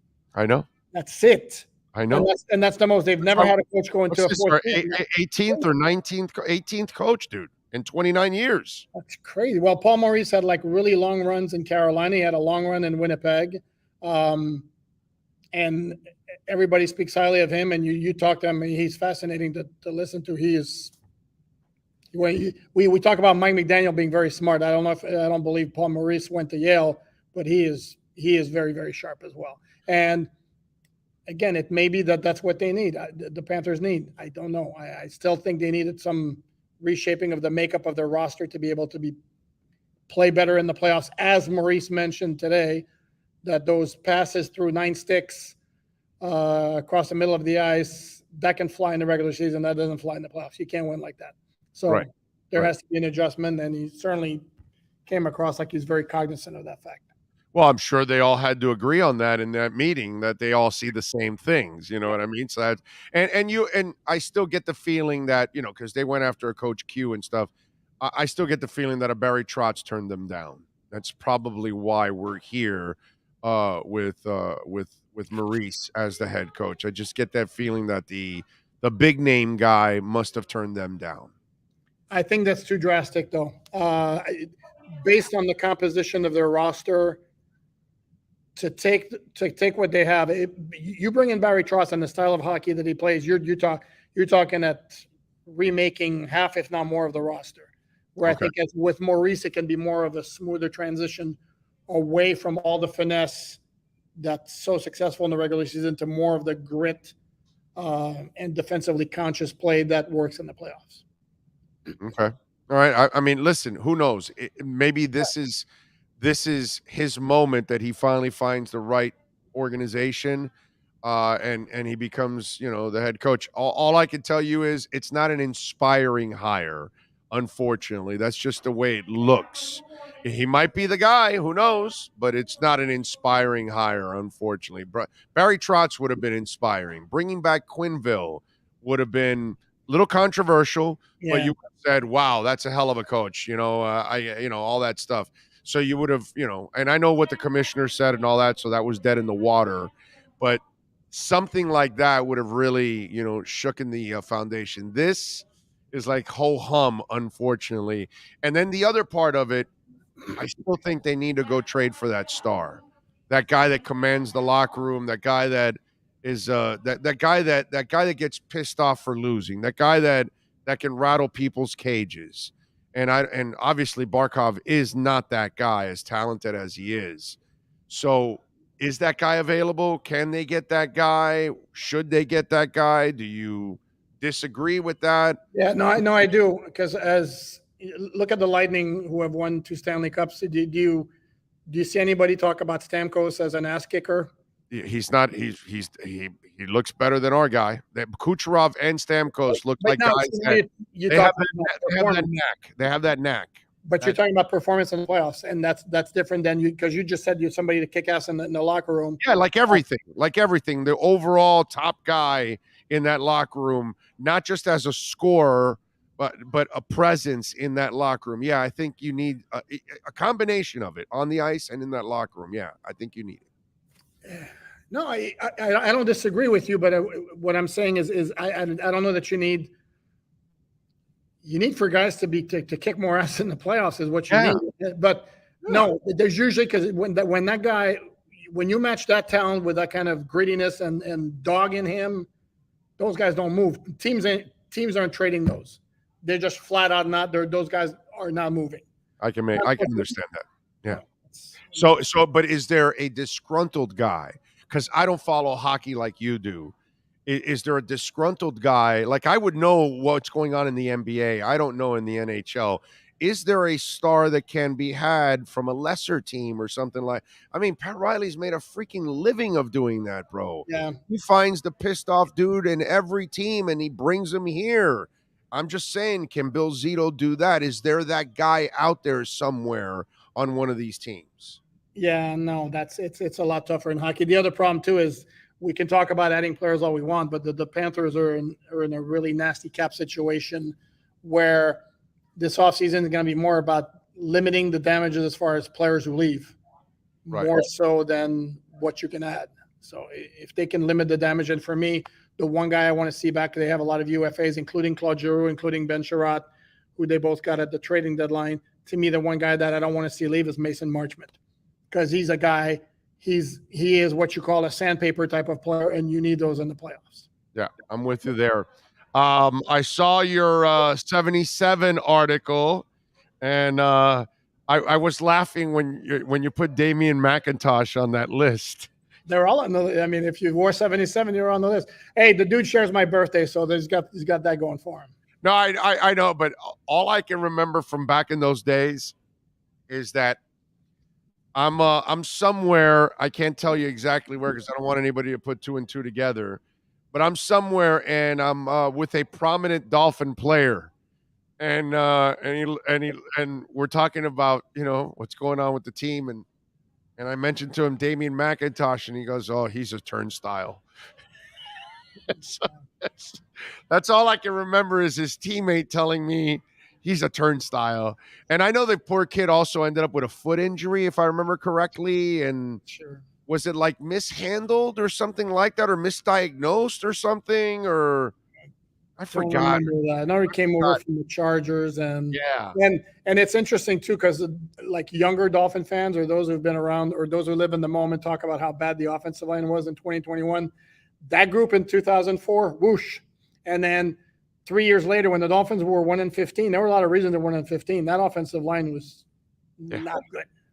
It's been a problem for us for a long time. That's why the few moments that you could keep Pouncey, Brandon, and James healthy, it was like, all right, well, we got a half decent line now.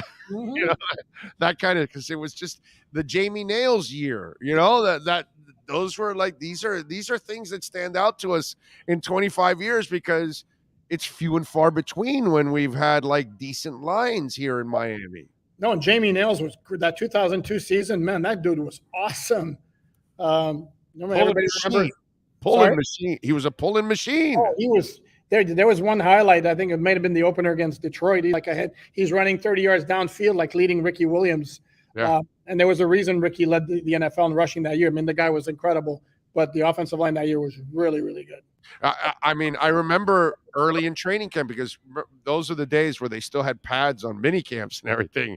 And you could tell early on, it was like, oh, they're going to run this year, and like Jamie came in great shape and all that. And it was like, you had the feeling right away that they were going to be able to run the ball. And sure enough, man, they had one hell of a year there. But yeah, I saw the 77. I like that. How disturbing is it, man, that it drives people to send death threats to Tyreek Hill over just stupid comments that we're talking about football? And by the way, I mean stupid comments because they're like silly. It's just predictions and stuff that we do in sports, and people overreact. I mean, I just found that to be such, unfortunately it's normal, but it's just at the same time so twisted and disturbing. It's sad is what it is. I mean, if you get driven to the point of doing that because you don't like what Tyreek said about Patrick Mahomes or your perceived slight of him, I think you may need to reassess your life and where things are with you. Because I mean, that's bad. Seriously, we're talking about games here, fun and games. That's what sports is supposed to be. Yeah. This is why we need strict gun laws. Okay. Yeah, except things are going in the other direction with that. So. Yeah, I know, but don't get me started on that because I'm gonna get pissed off here. Yeah, but it's just like, man, we got people that can't even control their anger over football. Correct. I mean, it's like, come on, dude. It's like, So let's keep loosening all kind of gun restriction laws. Exactly. It's like, holy crap. It's just one of those things that just kind of drives you crazy. And I feel bad for the guy because, see, here's where we all get hurt. You get hurt. I get hurt as a fan, right? Because now Tyreek feels like, well, I can't open up too much now because I don't need to hear this shit from people. So now you as a writer, you want to get something more into the person and get more of a profile on the human being. And he's like, yeah, no, I don't want to share because it's not worth sharing nowadays. And then me, the fan, can't get that from you, the writer, because the player, you can't blame him, wants to kind of clam up because unfortunately society can't handle somebody, telling a story or an opinion or whatever. That's Big O. I mean, I literally wrote about it after he made his comments saying, look, he's not playing with Mahomes anymore. Tua was his quarterback. That's his new team that gave him a lot of money. Of course he's going to favor Tua in his comments. That makes perfect sense. That's completely normal. It would be kind of almost silly if it were the other way around. I mean, what's Tyreek Hill going to say in a podcast?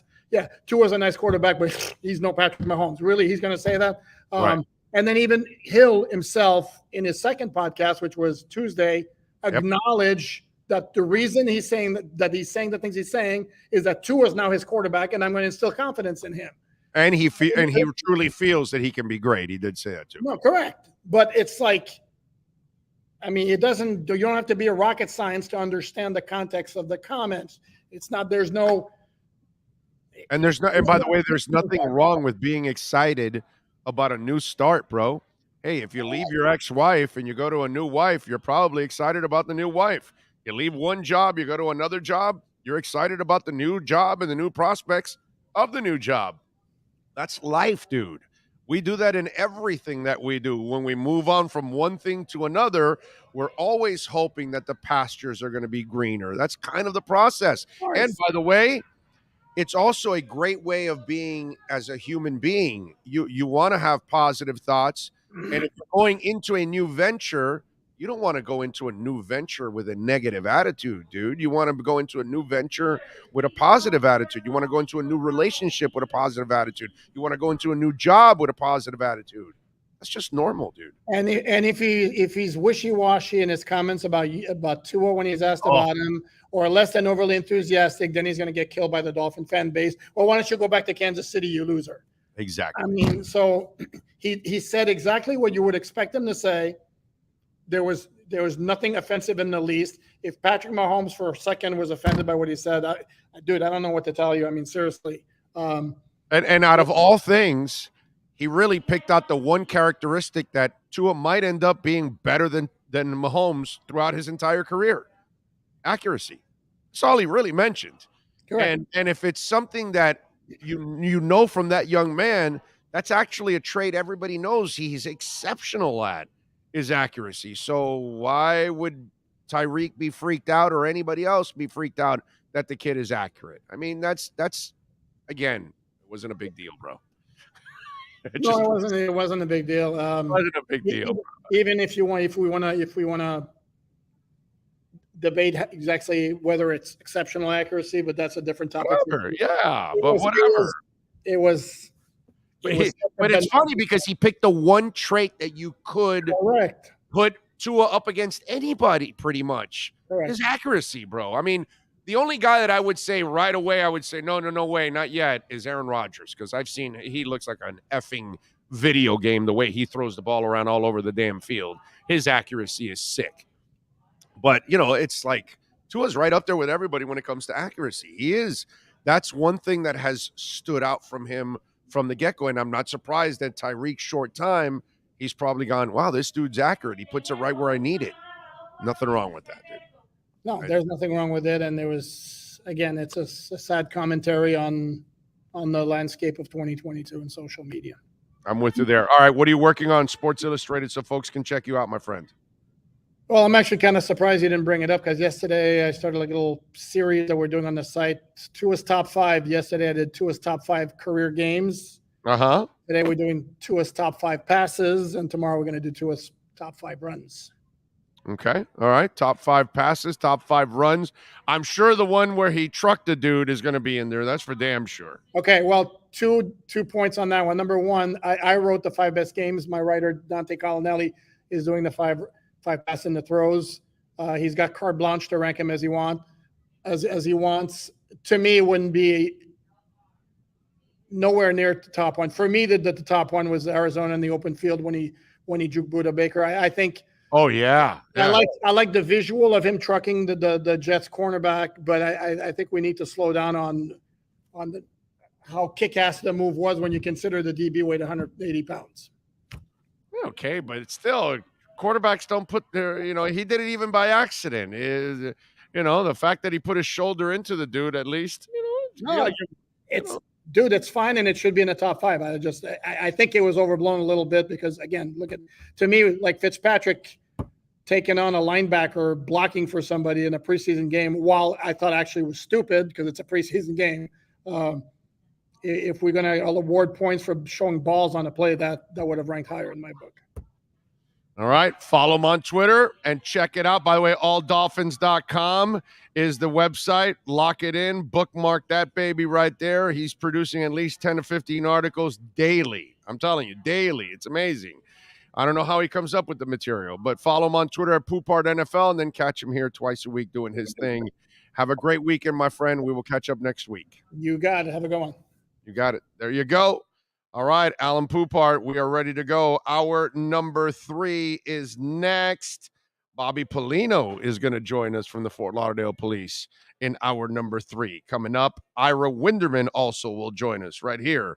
And Marcel Louis-Jacques. Still, we got a lot to come right here on the Big O Radio Show.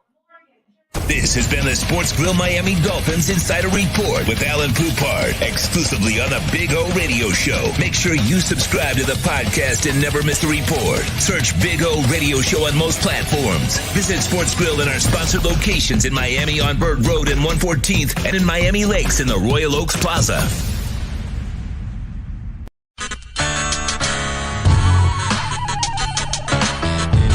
If you're a Miami sports fan, then there's only one store to go to, and that's Caneswear at Miami Fanwear in Davie. They're your one-stop shop for all your inner Miami CF, Canes, Dolphins, Panthers, and Marlins merchandise. They have hats, t-shirts, game day jerseys, and so much more. Located at 2511 South University Drive in Davie, and open 24/7 online at caneswear.com or innermiamiwear.com. Call them at 954-835-5597. Caneswear, the spot where inner Miami and all Miami sports fans shop.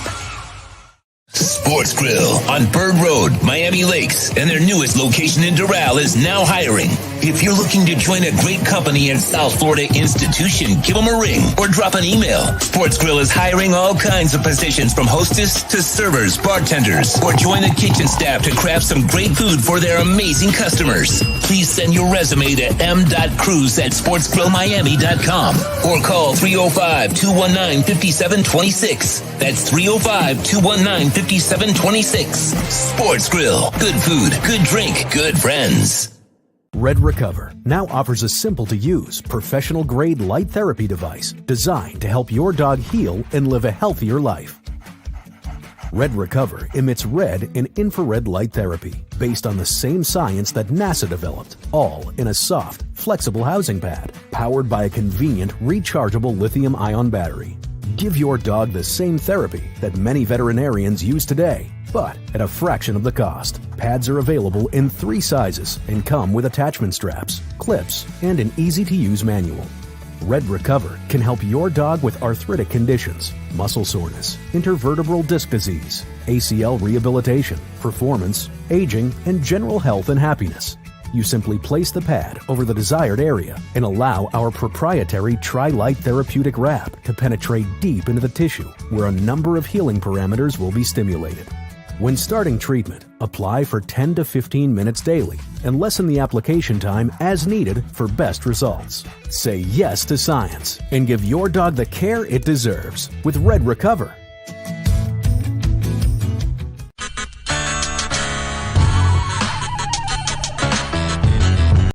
The viewing statements or beliefs expressed on the following program by the host, guests, or callers are not necessarily the opinions of FantasyXS.com, Media Group Inc. ownership, management, sponsors, or website. The Big O Radio Show is brought to you by Caneswear. Go to Caneswear.com, where all orders over $99 get free shipping. Sloman's Total Home Security. Protect your home with the best in the business. 1-800-ALARM-ME for the company serving America for nearly 100 years. 1-800-ALARM-ME. Tommy B. Butts Junior Enterprises.com. Licensed roofing contractor. 100% financing is available. Go to Tommy B. Butts Junior Enterprises.com. When it comes to South Florida sports teams, very few in the media have witnessed, lived, and covered it like the Big O. Let's start the program dedicated to your favorite South Florida teams with a passion that's unmatched. The Big O Radio Show is on. Here's the Big O. Yes, sir. There he is, Bobby Paulino from the Fort Lauderdale Police Department. And by the way, the Fort Lauderdale Police Department is hiring right now uncertified police officers. So if you've been wanting to join the force, this is the force you want to join, the Fort Lauderdale Police Department. Bobby Paulino, by the way, former basketball player out at Texas A&M University of Kingsville. Bobby, good afternoon, my man. How are you doing? I'm good. How about yourself, O? Very good, my man. Are you still a big basketball fan? Oh, huge. That's huge to the end. So are you a Heat fan? Are you a Heat fan? I got the red on, but it's misleading. I'm a Knicks fan. I'm from New York. Yeah, it's hard. Trust me. I want to put a brown bag on sometimes, but it's just tough.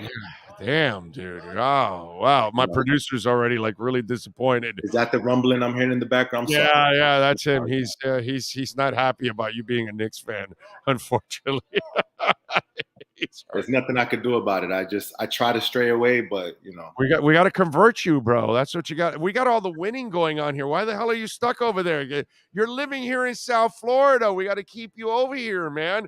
Plus, you got an owner over there that is just terrible. Yeah. Terrible.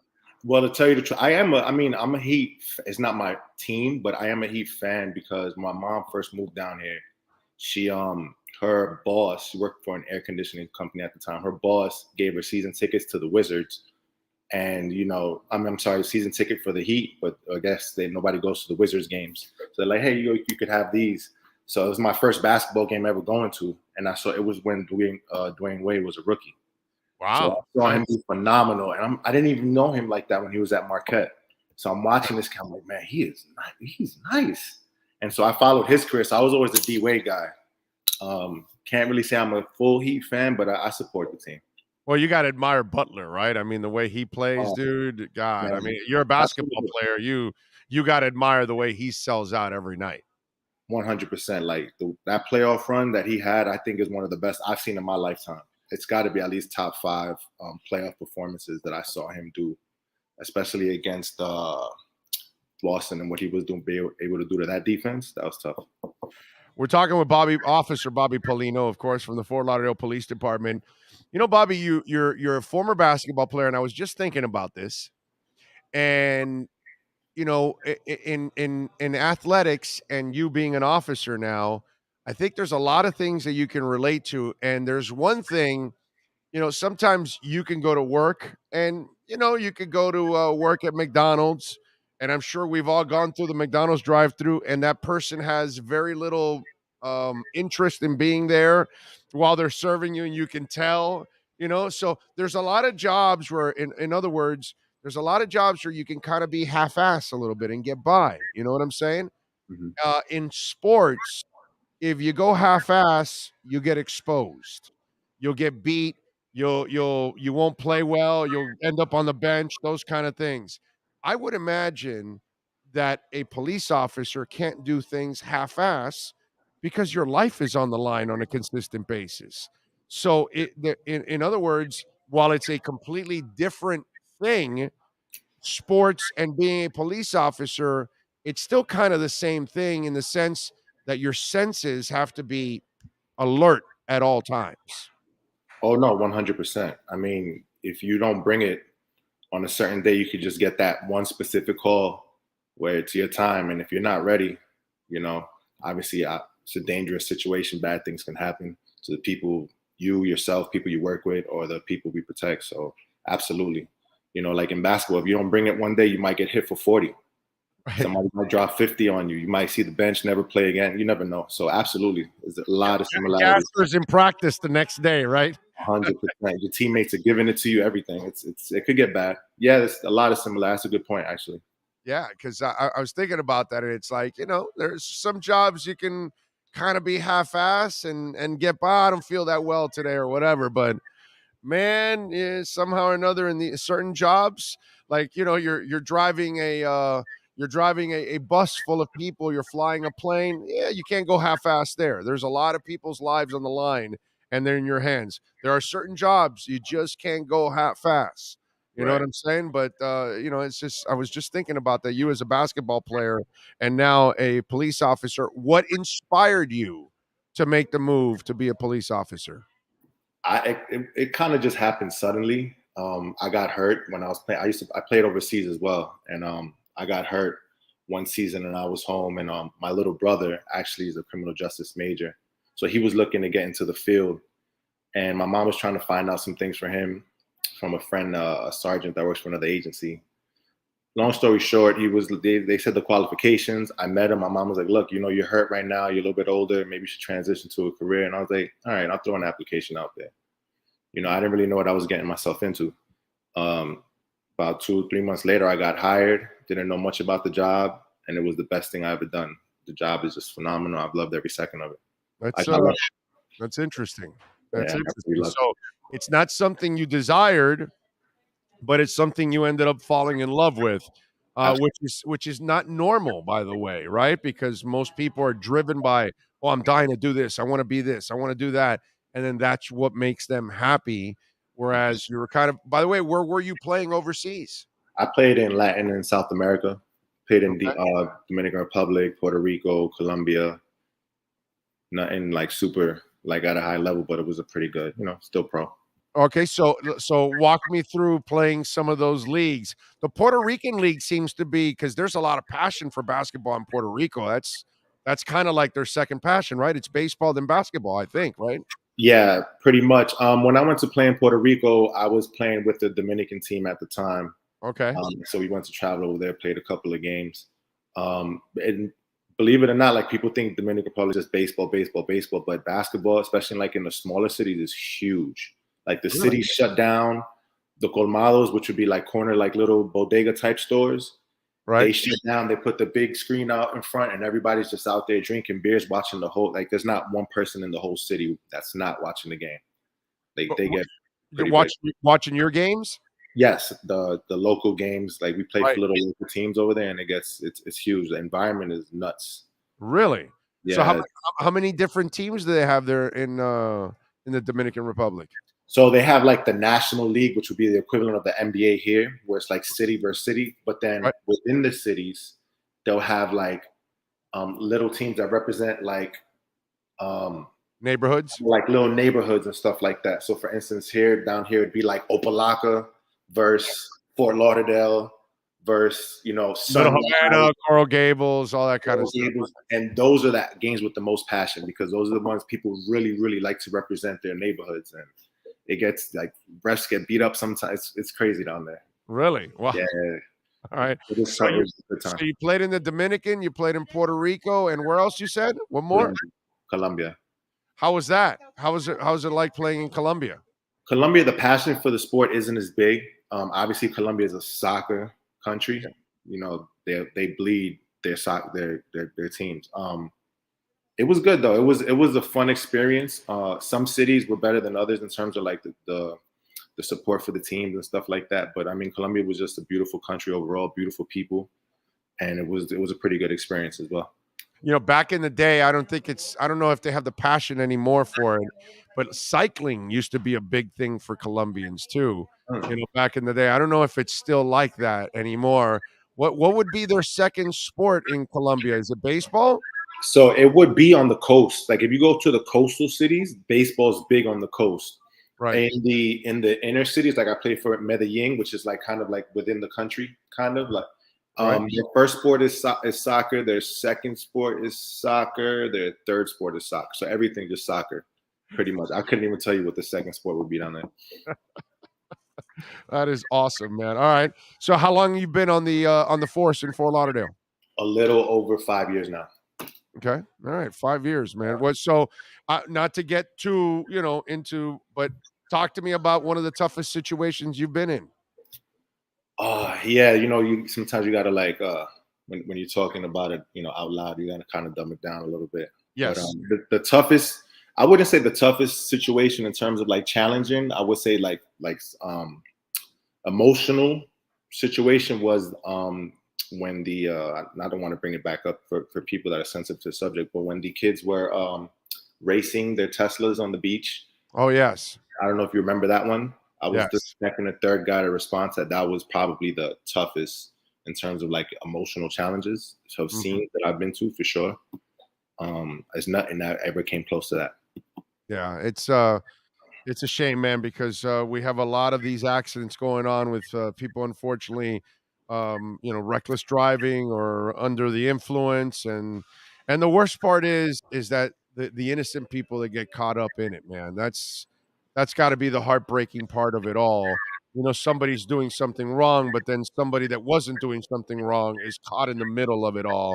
And that's got to be the worst part for you at times, to be kind of having to deal with all the people that are suffering from that incident at that moment. Yeah, you're exactly right. It wasn't even the kids in the crash as much. I mean, obviously my heart goes out to them. It was the families that came out to the scene. They were the ones that really, going to go through it forever now. Yeah. And, I still get goosebumps talking about, you ain't gonna be able to tell over there, but No, that was definitely the hardest thing I dealt with on the job. I'm with you there. Officer Bobby Paulino joining us from the Fort Lauderdale Police Department. Officer Paulino, obviously you guys are hiring now. So if you wanted to tell people out there why they should join the Fort Lauderdale Police Department, explain a little bit about your police department and why it's special to you. I don't even know where to start. Like I said, I was kind of just fell into it, I guess you could say, and everything has been good. We work with like really good people. The opportunities here are endless. You can work as much as you want, as little, just your basic 40 hours. The people that you're allowed to touch, in terms of who you can reach out to and deal with on a daily basis, like you can really impact a lot of people's lives if you come and work over here, including your own. And it's just beautiful. Fort Lauderdale's beautiful. Where else would you want to be? There you go, man. So check it out, flpdjobs.com. If you're looking, by the way, If you're out of state and you want to move down to South Florida and you're looking to be a police officer, you can also check it out at flpdjobs.com. You're going to watch the draft? I might tap into it. I'm not big on the draft, honestly, because all it is really, really outgoing predictions that nobody can ever really perfect, you know? Yeah, we don't know these players anymore. That's what you're saying, basically. They're coming from everywhere. These players they're not coming only from D1. They're coming from overseas and other pro leagues, and it's just hard to really, really sit there and actually hey, this guy's gonna be this. There's no way. So I'm curious what the Knicks do. A little bit the Heat. I'll throw that out for your producers so they don't kill me. As I like to see who they get, and then that's pretty much it. I'm not really, really big into the draft. You think they're gonna trade RJ Barrett? Man, I hope not. He's coming on. Okay. You know, basketball, my issue with basketball now is it's a microwave league. If you don't come in and produce your first year or two, these 19-year-olds, they're like, no, we got to move on. Give these kids some time to marinate, you know? Again, it depends on the organization, because the organization that's in your backyard, they go and they develop kids. They go and get them and they put them in the G League, and then they bring them up and then they develop them and all that. And you've watched it over and over with Duncan, and now they're doing it, with Caleb Martin. They're doing it with Gabe Vincent. They're doing it with Omar Yurtseven. You know what I mean? All these kids, Max Strus, all these guys have been with them for a couple of years now, but they started in the G League. You know what I mean? And so it's kind of next month, by the way, our show will be in Las Vegas for the Summer League. Nice. And we'll be out there with Yurtseven and then the Highsmith kid. And I'm sure the Heat will find another guy that we're going to be looking at going, who the hell is this kid? And then there'll be a new kid that we'll talk about, because that's where the game has changed. Yeah. Because when I was growing up, because I'm a lot older than you, I got to watch Patrick Ewing for 3 or 4 years, and Michael Jordan and Hakeem Olajuwon. And older than you think. So yeah, no, but you're not 55. Patrick Ewing is my favorite player of all time. No, I know, but you know what I'm saying? I got to watch these guys for 3-4 years in college, so we got a good feel for these players. So when the draft rolled around, we had a feel for the draft too. Now, forget about it, dude, with the one and dones, or they're not even going for one and dones anymore, because now the G League is paying $500,000. So now they're going to the G League, and none of us are watching the G League. So we're not watching these overseas kids, the G League kids. We're not really watching college basketball like we used to anymore. So all of this stuff has changed, and it affected the draft completely. And you really don't know what the hell you're getting in the draft. So that's why so many kids are now falling through the cracks, and now you can go find them on the street like Miami does and develop them the same way. No, yeah, absolutely. And it's kind of sad, but it also at the same time, kids have more opportunities now. Yeah. So it's more opportunities on one end, but it's also kind of the death of what we grew up watching, which was, Division I basketball. Amen. So, it's pros and cons to all of that, but it's so much talent out there right now. It's just hard. It's hard to see who's actually going to be able to develop into a legit NBA player. Yep. But that point you made about the Heat was good, because they do that. San Antonio does that, and I think Golden State does that too. They keep their own. They work on you. They don't just hey, no, you're not averaging 25 out the gate. We're gonna get rid of you and move on. So that's definitely that Heat culture is different though. Well, I mean, but that's Hey, listen, look at Golden State. Mm-hmm. You look at damn it, what's the name of this kid that got drafted by the Cavs, and then LeBron kicked him to Minnesota, and now Wiggins. So you look at Wiggins, right? And Wiggins gets drafted by the Cavs. LeBron's going to Cavs. It's, yeah, we don't need you right now, kid. Get the hell out of here. They ship him to Minnesota, a crappy franchise. He's kind of up and down, really. He goes to Golden State, and they make him a player. And he becomes one of the better defenders, and starts to develop his game. And that's part of the it's up to the organizations, man. Mm-hmm. Some of these organizations know how to develop talent and know how to educate these players. And then there are some organizations like your Knicks that have not figured it out, and they kind of stay in that mess. I mean, think about this, dude. Michael Jordan is the greatest player to play the game, and one of the worst general managers in the history of the game. How screwed up is that? The transition isn't as seamless as people think. Just because you're a good player, that doesn't make you a good basketball mind in terms of running an organization. He's a businessman, but when it comes to basketball minds putting the pieces together, it's not as smooth as the transition as people think. People think, hey, I'm the GOAT. Right. I can just go into this. Like, for instance, Danny Ainge, average player, impact. It was impactful, average player, hell of a GM, though. Yeah. Well, he got a break from one guy giving him Kevin Garnett from Minnesota, but yeah, that sometimes it's all about relationships. So it's all about relationships. Amen to that. Amen to that. Officer Paulino, thank you for taking some time, talking a little sports, a little life, my friend. You, of course, be safe out there in the streets. Thank you so much for protecting the way of our lives and the way we live, and we appreciate you making our community safe, my brother. I appreciate you. Thank you, Officer. Thank you for having me on the show, and best of luck and success going forward. You got it. Thank you, sir. There you go. FLPDjobs.com. They're hiring, baby. The Fort Lauderdale Police Department. If you're watching us anywhere in the country, you can move down here. Apply. FLPDjobs.com. Let's take a quick break. Give me 1 minute. A 1 minute break.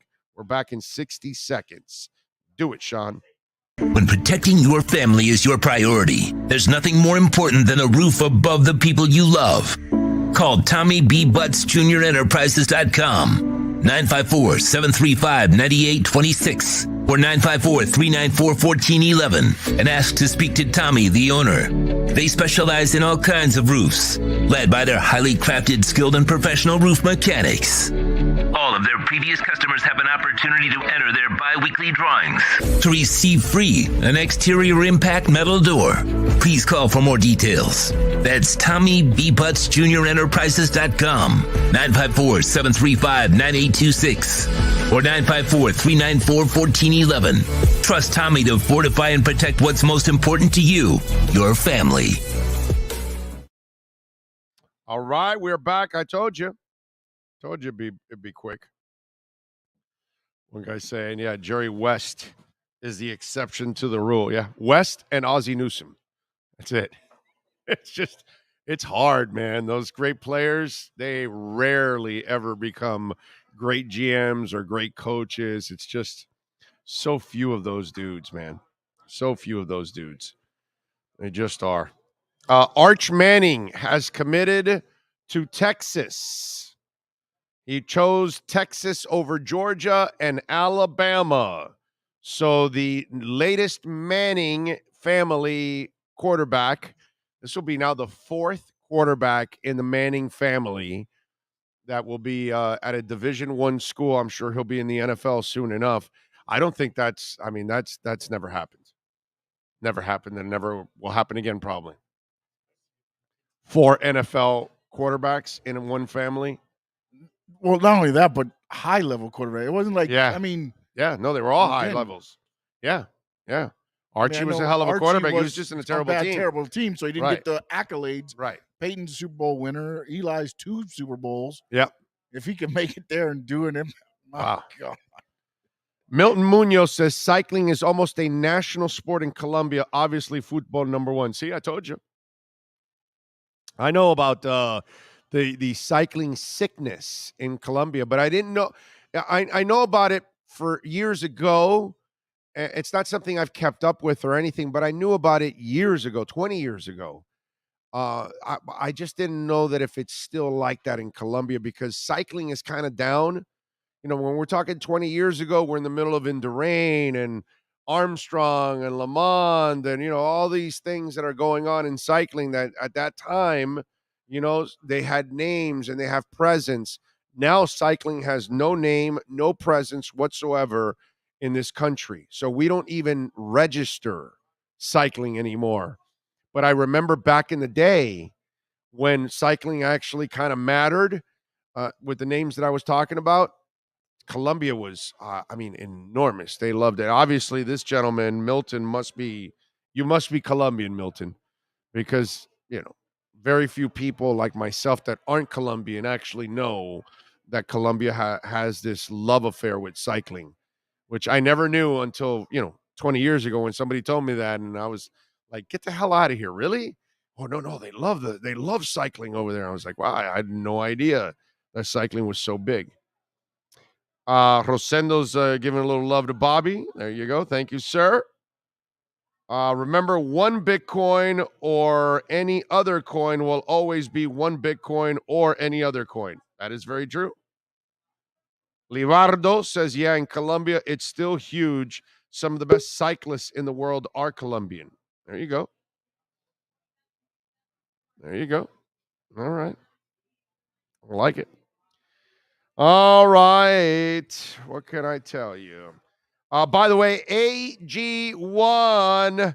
Folks, I've been telling you about AG1, 75 high-quality vitamins and minerals. I take it every day as a whole food source, superfoods, probiotics, adaptogens. It's a great way to start your day. We don't eat right, so this is something that kind of changes everything. It's a special blend of ingredients. It supports your gut health. Lord knows I need it. Your nervous system, your immune system, your energy, recovery, focus, and aging. Lord knows I need that. And listen, when you talk about AG1, all right, folks, it costs less than $3 a day. You're investing in your health, which really is important. It's cheaper than getting all kinds of supplements yourself. And you've got an all-in-one nutritional insurance. And what I like about Athletic Green, it is climate neutral certified company. For every purchase, they donate to organizations to help kids getting nutritious food that they need, including No Kids Hunger here in the U.S. And in 2020, AG donated over 1.2 million meals to kids in 2020. Right now, folks, it is time. Reclaim your health, arm your immune system with a daily nutritional supplement that is just absolutely awesome. And it is delicious, by the way. Just one scoop and a cup of water every day, 12 ounces. That's it. No need for a million different pills and supplements. Looking out for your health. Make it nice and easy. Athletic Greens is going to give you a free 1-year supply of immune-supporting vitamin D and 5 free travel packs with your first purchase. The travel packs are awesome. I took them when we were on the road. I'm going to take them again when we're on the road. All you have to do is visit athleticgreens.com/big. Ow! You got that? athleticgreens.com/big. Ow! And again, take ownership of your health and pick up the ultimate daily nutritional insurance. AG1. Marcel Louis-Jacques is next. Time to get the edge on the Miami Dolphins with our Edge Energy Drink Miami Dolphins report. When you want the energy drink that's delicious and smooth with zero aftertaste, you can only order Edge Energy Drink at myedgedrink.com. That's myedgedrink.com. Here's the ESPN Dolphin insider Marcel Louis-Jacques. All right. There he is. How you enjoying your vacation? Right now? Almost on vacation. I got, a week from now. So this time next week, I'll be somewhere in the Bahamas, sand in between my toes, drink in my left hand, no phone in my right because we're not getting the international plan. We're going to disconnect. No, I can't wait. For now, it's just, that very unproductive time leading up to the vacation when, you feel like you're in limbo. You feel like, all right, I got things, but I don't technically have anything to do. So you're not going to have internet, so you won't even know any breaking news, like when the Dolphins trade for somebody and you're not going to know about it? Not going to trade for anybody. Be all right. I have Wi-Fi in the hotel room. That's it. I like it. All right, so what'd you think of the sad-ass story of Tyreek Hill getting death threats because of his comments? Can our society get any more pathetic? Are you surprised? No, I'm not, bro. No, I'm not. No, I think that death threats have been lobbied for a lot less than saying the quarterback of your favorite team isn't as accurate as the quarterback of your new team. So I'm not shocked. Football fans will always find a way to push the envelope and, they kind of one up one another. Obviously, I don't think anybody is going to actually do anything. I don't think anybody's actually going to try to kill Tyreek Hill, but it's still unnerving. It's unsettling to see, no matter how seriously you're supposed to be taking these threats. It's just, yet again, a reminder that, guys, this is a game, and it's a game that you don't even play. So stop being so angry. Stop letting it get you so angry. It's just entertainment, man. It's just entertainment. Yeah, no, I'm with you. There's no doubt that it's just entertainment. It's just sad that, and as I told Alan Pupart, the repercussions from things like this is that then players don't talk, and then you don't get more information, and fans don't get to read more about their favorite players, and they won't open up as much, and those kind of things. And that's all that does. That doesn't help at all in any way, shape, or form, things going on. It's not just a Tyreek thing. This will trickle down to other players around the league, like, oh, man, look what Tyreek got just for, I'd rather not do the interview. I don't want to talk about this. I don't want to talk about that. So you're going to get less people opening up for you because of these kind of reactions.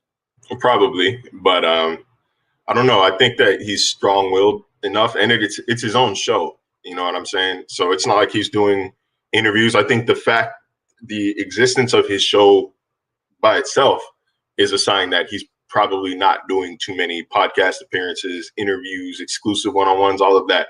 I think he's already sending a message that he wants to set his own narrative, which is, that's great. I'm ecstatic for them. I'm ecstatic for every athlete that does that. It's starting to become kind of a trend here. Not every athlete podcast is inherently interesting just because of the host. Like, you still have to be interesting. You still have to provoke thought. But there's I think Draymond Green is interesting, but I don't want to hear just like the average player's podcast. If I'm already hearing Dre, if I'm already hearing Tyreek Hill, if I'm hearing these prolific stars, you still have to be interesting. It's a little different if you're just kind of like a practice squad or, roster fodder or USFL guy. You might be better off as a host, but like a week after week thing, I think it might be hard to continue to attract an audience. But for a guy like Tyreek Hill, I think it's a wonderful move, especially as he tries to kind of rebrand himself or start to rebrand himself in this new market and this new team, new, era of his career. I don't think that getting death threats after his first episode, I don't think it's going to deter him very much personally, because you knew what the thing is called, it needed to be said. Like, the whole premise of the show is he's probably going to say some things that are inflammatory. Like, he knew what he was getting himself into. Right. And I don't think anybody's going to pull up on Tyreek. So, like, I don't think he's genuinely upset. I think he's just commenting about the absurdity of it all, that, like, wow, like, they really feel some type of way in Kansas City over a quarterback that doesn't know them. He doesn't even, that's not your friend. That's not your boy. That's just the guy who wins football games for a team that plays near your city. Like, it's not that serious. It's never that serious. So let me ask you, is when we look at this show now, and I've seen this story a lot with head coaches, new head coaches. They all come in with an idea on what they want to do, and then eventually they figure out what's a good idea and what's a bad idea. Will the players doing a show be a bad idea for Mike McDaniel down the line? Will he change his mind about something like this, or do you think that he's a guy that will be able to roll with this kind of stuff going on? I think he's going to have to roll with it. It's like a rubber band. It's very hard. It's impossible, really, to get a rubber band to be tight again after you've stretched it out. And the rules are already a little bit stretched. I don't want to say the rules are stretched, but, the rubber band is stretched right now. He's allowed to do the podcast now. So, I think that there might be a suggestion or two from the Dolphins communication department or the coaching staff saying, hey, like, certain topics are off limits, or, he might it's just a rule of thumb. Like, some of it is common sense. Don't talk about X, Y, Z. But I think that either way, whether the Dolphins are good or bad, whether they're winning or losing, I think that Tyreek's perspective on it is going to be interesting. Like, you're going to want to hear it. You're going to want to hear what's going on in the locker room if they're good, or what's working. You're going to want to hear how are they banding together? How are they responding through adversity if they start losing games. So it's going to be hard. But McDaniel's entire thing is like, look, man, like I want y'all to be as comfortable as possible. I want you to be yourself. I want you to feel like I want you to feel like you don't have to hide who you are or stifle who you are as long as you come to work on the field. So as long as Tyreek is coming to work every day, I don't think it's going to matter to Mike McDaniel what he's doing off the field, as long as it's, within the parameters of the law. By the way, when we talk about Edge Energy Drink, the finest energy drink on the planet, when I tell you it's delicious, it's delicious. When I tell you it's smooth, it's super smooth. And when I tell you it has no aftertaste, I'm not lying, baby. I know you're used to it, right? A lot of these after drinks have a ton of aftertaste. Edge has no aftertaste. It's smooth, delicious, and zero aftertaste, 78 calories. And guess what? You will get 10% off your order. Go to myedgedrink.com. That's myedgedrink.com and check it out for yourself. Edge Energy Drink. All right. We look at this team right now. Your biggest concern going into training camp is what? Biggest concern going into training camp? I need to see the offensive line. It didn't look great, but there weren't pads on. I'll add that caveat.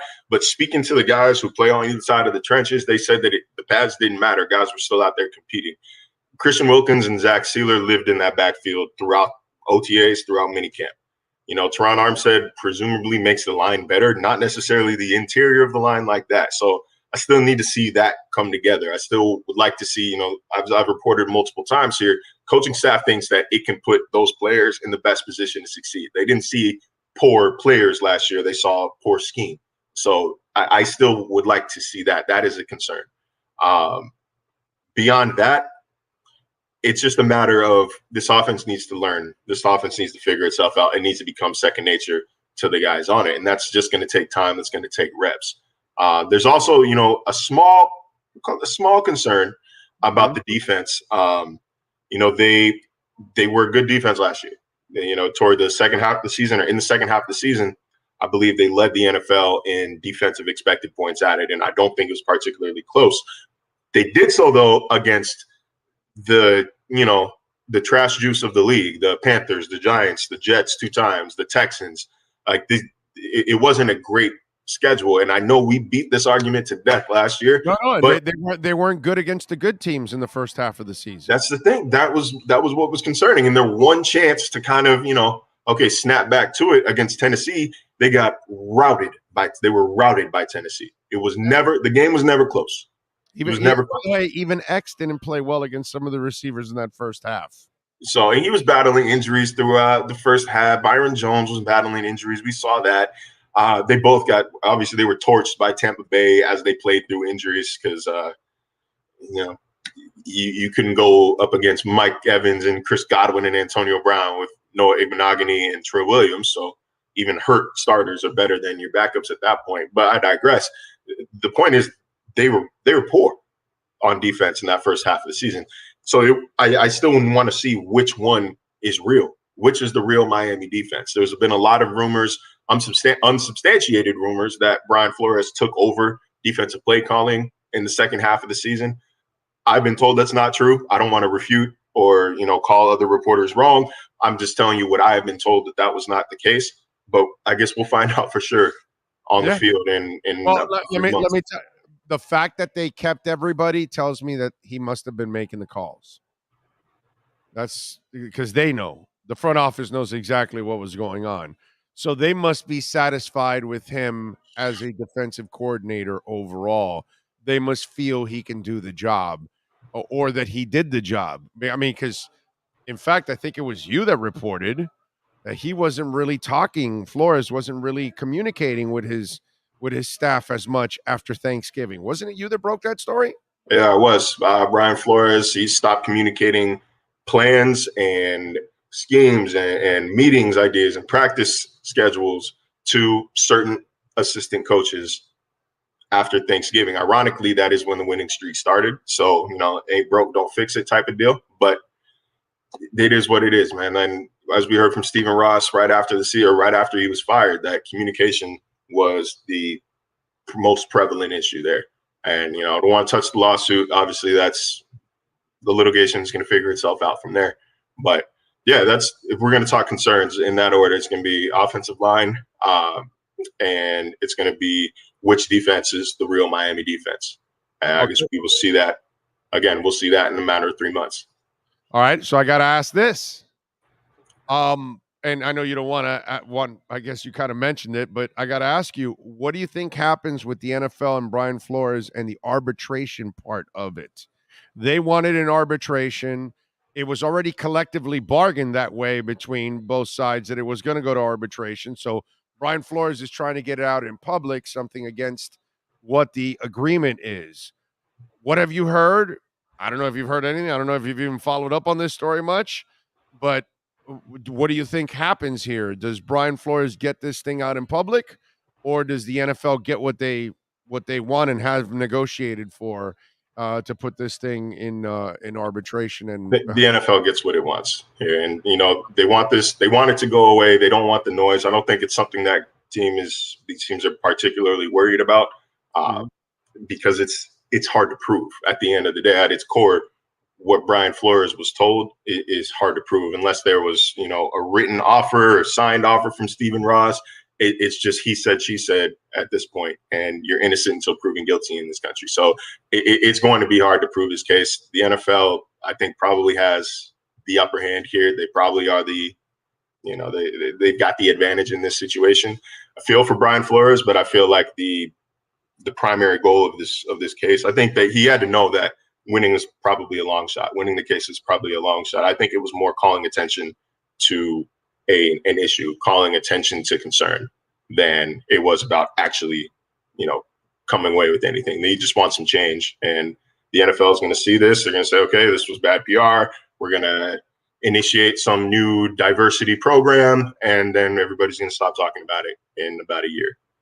That's kind of like a cut and dry, rinse and repeat situation with whenever the NFL is sued or whenever the NFL is in a poor light. I think obviously they're more concerned about what's going on in Cleveland and the Cleveland quarterback than they are with Brian Flores' lawsuit. Follow him on Twitter at Marcel_LJ. All right, so while you're slacking around here before you go on vacation, what are you working on there while you slack around on ESPN so folks can check you out? I don't like that terminology, man. I don't like that language. We're going to need to find a new way to say that while I'm in development. It's the off season right now. They're not even on the field. They're all hanging out. You're slacking, covering Dolphins. So come on, let's go. No, I got. I have a couple features in the works. I'm actually just story planned for it yesterday. I had the meetings yesterday. So starting to make calls and doing interviews for that now. I don't want to blow my cover first, too early. But story I'm really interested in. Story I think Dolphins fans are going to be interested in, obviously, or I wouldn't be doing it. But that's kind of my focus for the next, we'll call it 2-3 weeks. And once training camp starts to really get really get closer to the distance, then start studying the roster, start watching a little bit of tape from last year, just getting that refresher back so that, we're not too rusty when we actually get in the stands and watch them practice. But man, I can't believe we're in this part of the offseason already, man. Like I've said 100 times, this is the fastest offseason that I've ever been a part of. It's the most eventful offseason I have ever been a part of. And but I'm grateful for real football to start, man, because I'll just work better with the schedule, and we are only 3-4 weeks away from getting right back to that. Yep, I'm with you there. All right, follow him on Twitter at Marcel_LJ. And catch him twice a week here, rocking and rolling with our Edge Energy Drink, Miami Dolphins Insider Report, and go to myedgedrink.com. Use our code Big O, and you will get 10% off there on your order. Marcel, have a great weekend, my friend. We'll catch up next week. Appreciate y'all. See you Monday. Thank you, sir. There you go. Marcel Louis-Jacques, ESPN NFL Insider. You now have the edge on the Miami Dolphins with the Edge Energy Drink Miami Dolphins Report featuring ESPN's Marcel Louis-Jacques. Get the energy drink that's delicious and smooth with zero aftertaste. You can only order Edge Energy Drink at myedgedrink.com. That's myedgedrink.com. All right. Thank you all, as always, for supporting us and following us. Appreciate you all out there. We're at Hialeah Park. Beautiful Hialeah Park. And you should bring that special someone on weekends, Fridays and Saturdays. You can dance. Got a little DJ. Got the gaming action going on. Got the poker room up here, the second floor poker room. Got the lovely ladies serving you drinks and food. So come on out and check it out at hialeahpark.com. Ira Winderman is going to join us at 1 o'clock, okay? Tomorrow, yesterday we had a little issue. We could not hook up, unfortunately, with Danny Sabatello, the MMA fighter, the what's it called, Bellator fighter. But Danny Garcia, who is headlining and is going to be fighting Jose Benavides Jr. on July 30th in Brooklyn, is going to join us tomorrow at noon. So we'll talk to Danny Garcia, and looking forward to that. Good boxer, man. So we'll have a little fun with Danny Garcia at noon tomorrow. Tomorrow we have a loaded show, as always. Anthony Chang will join us at 10:30. We'll have Manny Navarro at 11. Omar Kelly at 11:30. At noon, we're going to have Danny Garcia, and at 12:30, Cameron Wolf will stop by and join us. So we'll have a little fun there. So we got a loaded show for you tomorrow here on the program. Any more horse racing? Rosendo, they don't have horse racing here in Hialeah Park. They had the quarter horse racing up until about 3 years ago, I want to say, and they cut that out. Now, you can wager on all the tracks around the country. We have our Champions Simulcast Center, which is right on the other side of this here in the second floor, and it's a huge-ass room. That's where we have the boxing weigh-ins and all that kind of stuff, and I think they're going to do more things over there also down the line. But that's where you can at least watch and wager, because they have TVs everywhere, so you can keep up with all the tracks around the country. So no horse racing literally here, but you can actually wager on all the tracks around the country right here for a little simulcast. So if you want some simulcast action, you can get that here at Hialeah Park. Nothing wrong with the little simulcast action. What else do we have going on? Bradley Beal going to opt out of his $36.42 million deal. And as you all know, he already said where he's going to play, which it's going to be Washington. Why is he opting out? Because he can get a 5-year, $248 million deal with the Wizards. Now, here's the thing. So you really want to be in Loserville, right? Because you want to sign for 5 years, $248. Now, I don't. Can you check for me if Maryland is a no-tax state? Because I don't believe it is, right? So if it's a no-tax, if it is tax, so here's what I was thinking about this. Because, a lot of people are saying, well, he signs there because he can sign there for more than anywhere else. And then a year later, if he's not happy, he can then ask for the trade because he already got his money, right? That's the thing. Did you know that he can sign for a 5-year, $235 million deal everywhere else? So it's a $13 million difference. If Maryland is a no-tax state, but Florida, Florida's a no-tax state. If Maryland isn't, how much does it close that gap in the $13 million? And then can't you just say you can make up the rest through advertising, local advertising, stuff like that? Couldn't you do that here in South Florida if you're Bradley Beal? I'm sure a lot of people will hire you. Dan says 2 to 5.75%. Is that the tax there? Okay, so we're it's down by okay. So that's why he said it's 2 to 5.7. Okay, so what is it in the DC area? Because that's where they play, right? They play in the DC, they play in Washington, DC. So what's the tax there? So my point is, how much of that $13 million is made up? I'm not a math major, so I don't know exactly what the percentage is. I could figure it out if I knew the percentage, but I don't know exactly what the percentage is or whatever. But if let's say the difference after the whole tax break thing is only 7 or 8 million instead of 13 or whatever. What is it? 248 to 30. Yeah, 13. Let's say it gets down to 7 or 8. So for 7 or 8 extra million, you're going to stay in Loserville? How does that make any sense? Are you afraid of pressure? Do you don't want to play in a franchise that has expectations? You don't want to play for a fan base that has expectations? You really want to stay in Washington. You have no shot at winning anything in Washington. And for an extra $13 million, seriously, let's be honest now. 248, even without the no tax state. Okay, if you're going to tell me I'm going to make $248 million on my lifetime or $235, am I really going to actually worry about 13 extra? At that point, I'll make extra money down the line. Who cares? I want to go where it's actually where they win, where they care about winning. That's what I would want to do if I'm Bradley Beal. The $13 million isn't enough for me to just give up and play for a shitty franchise. And I apologize to Washington Wizards fans out there, but that's what the franchise is. It's a terrible franchise. It's like saying, no, I'm going to stay here with the Marlins, but I'm not going to go to the Dodgers or the Yankees or the Red Sox or whatever one of those or Houston teams that are trying to win. No. Oh, it's the individual tax rate, right?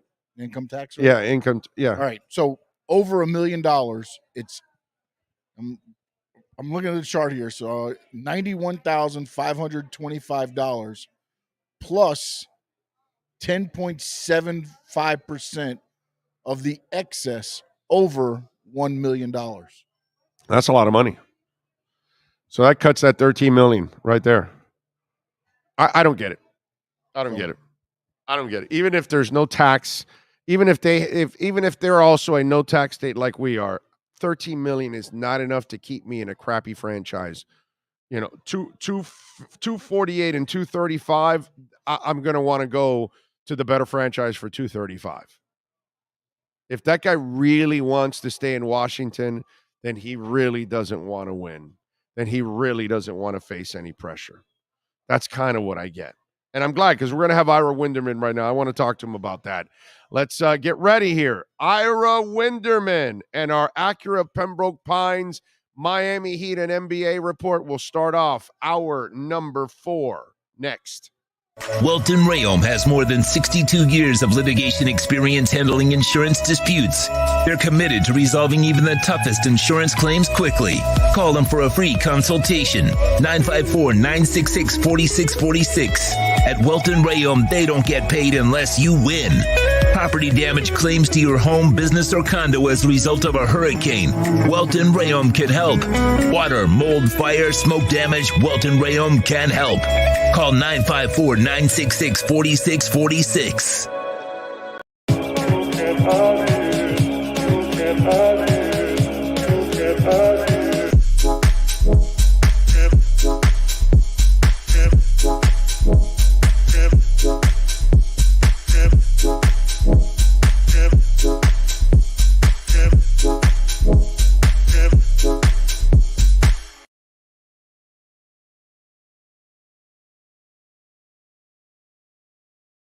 When you move, you need a reliable company led by passionate folks, eager to assist its customers during a transitional process that needs to be smooth. Call Essential Moving Experts at 844-368-5750 for all your local and long-distance moving needs. you can rely on essential moving experts. Mention the Big O Show and get $150 off. Family owned and operated, they offer free 30-day storage, full-service moving, fully licensed, bonded, and insured. Moving was never so easy. EssentialMovingExperts.com.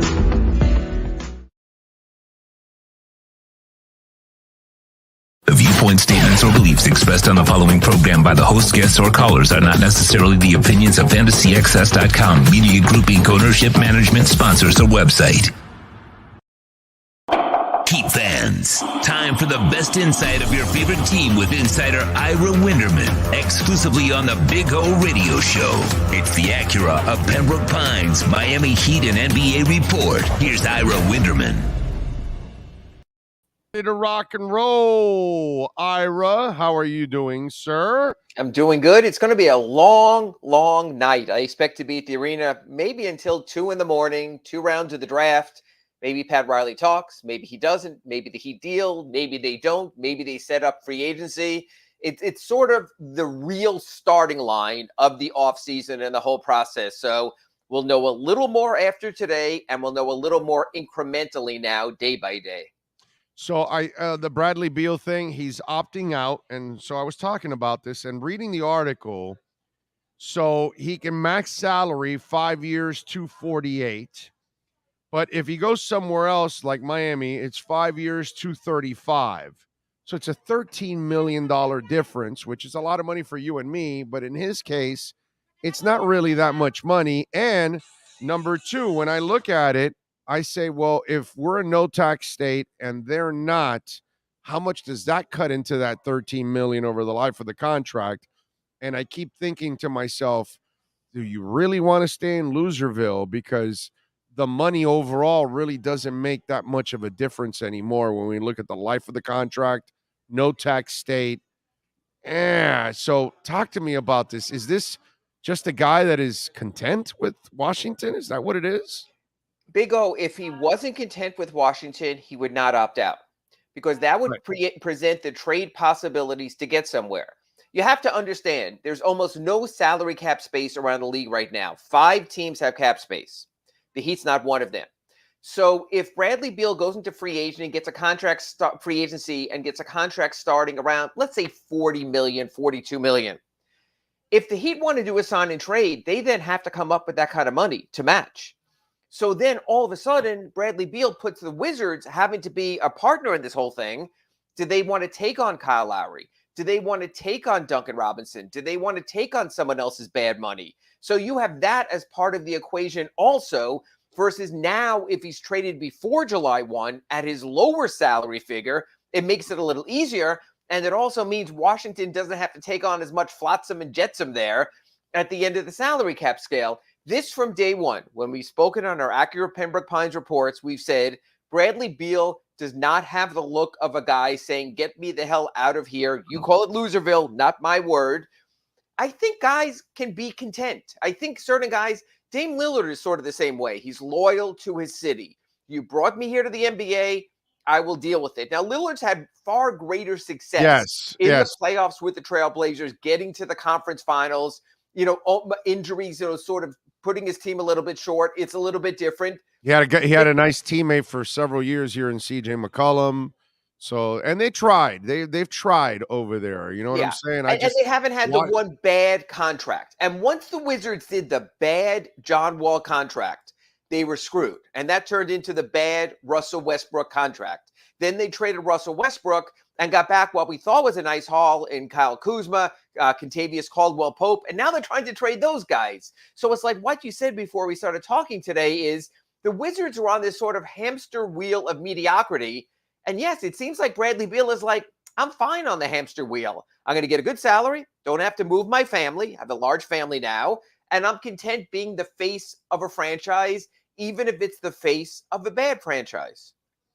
All right, the Kyrie situation, it seems like there's all kinds of layers to all of this. Sure. But I don't know what to believe. Is Durant really a guy that still is hanging on to Kyrie Irving here? Does he really want him around, or does he think that it's time to move on? Does this franchise because a lot of people are writing like eventually they'll end up agreeing to a deal when it's all said and done. So what happens here? And if Kyrie leaves, what does Kevin Durant do? Does he stay there or does he demand a way out of that place too? First of all, Big O, I can't fathom Kyrie just flat out leaving for nothing in return. Again, no one has the salary cap money. The guy's opting out of about $38 million. This is all a leverage play right here. I think there's part of Kevin Durant that just wants to see at least once. For once, can we get a healthy Kyrie Irving and a healthy number 3, whether it's James Harden or now Ben Simmons, and see what we can do here? Because you know what? Kevin Durant did have success in Oklahoma City. They did go to the 2012 NBA Finals against the Heat. He did have success at Golden State. They did have their championship run there. And so even if he's going to bail on Brooklyn and move on to the next big thing, I think he wants to get something done in Brooklyn, which he has not done to this point. So I think all signs point of Kyrie coming back, but it's what you talk about with Kyrie. There's never going to be any stability. Again, I said this on our Sloman's Home Security Inside the Paint show yesterday. I said it to you on Monday's Accurate Pembroke Pines report. I know you're shaking your head already for those just listening, but Kyrie Irving is a great basketball player. Yes. Kyrie Irving might be the best one-on-one scorer in today's NBA. Probably. That alone at least has me looking at him, if I'm any NBA GM, as a possibility. Now, there is more baggage. Matter of fact, I know we don't have time now, but I'm trying to think of my head of another bigger baggage player in the NBA over the last, if I say 2 decades, maybe Dennis Rodman, just because of his state of mind. You never knew where he was. Right. But otherwise, you got to be able to deal with a lot of baggage. So to me, from a Heat perspective, it comes down to this. Pat Riley's dealt with a lot. He's dealt with LeBron's people. He's dealt with Anthony Mason. He's dealt with guys who came in here. Zoe was no picnic when he came here from Charlotte and wasn't giving up the ball and was getting in the mug. He dealt with Shaq and all of that, my way or the highway, and having to change coaches. So I still think it's intriguing for all 29 other teams. End of the day, I think this is all just a power play for this reason.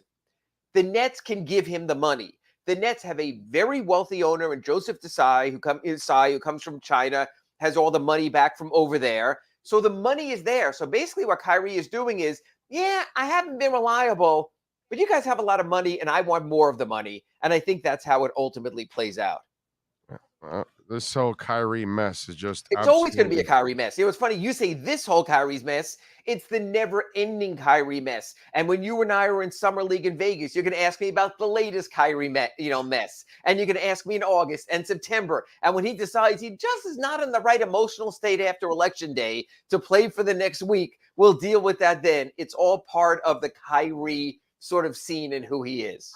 All right, so I wasn't for this move unless you can get if you can't get the whale, which we don't know yet if they can get the whale or not, or if there's a whale available, but you got to leave yourself open to it. But I do like this player, and yesterday Jeremy Grant was finally traded. I don't think Portland really gave up much, actually, in that trade for him, to be honest with you. I look at it and it's like, damn. They gave up cap space. The only thing they gave up was cap space. They gave up a 2025 first rounder protected 1 through 4. They gave him a bunch of second rounders.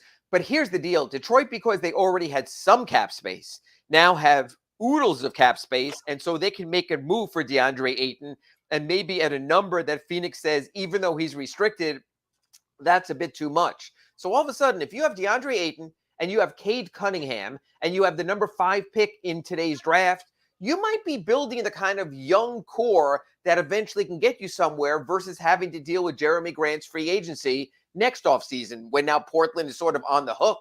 They don't have any other options to wind up paying for him. It would have been a very good name for the Heat. But they didn't want to deal with 4 more years of Duncan Robinson. That's part of it. You and I have been putting Duncan in trades. We've been saying that $17 million is in the sweet spot. It makes deals work. But it's not just $17 million, Big O. It's $18 million the year after, and $19 million the year after that, and $20 million the year after that, as opposed to a contract that's either expiring money or just trading someone into cap space. Right. Yeah. No, it's. But listen, again, I don't mind them not going for this. And maybe I don't know. Do you think they were going after Jeremy Grant at the Oh, moment? Did they I lose definitely out? think they were going after Jeremy Grant. Oh, really? But I don't think they were going at the level of Tyler Hero. That's where I've been asking people. I asked you on our previous Accurate Pembroke Pines report.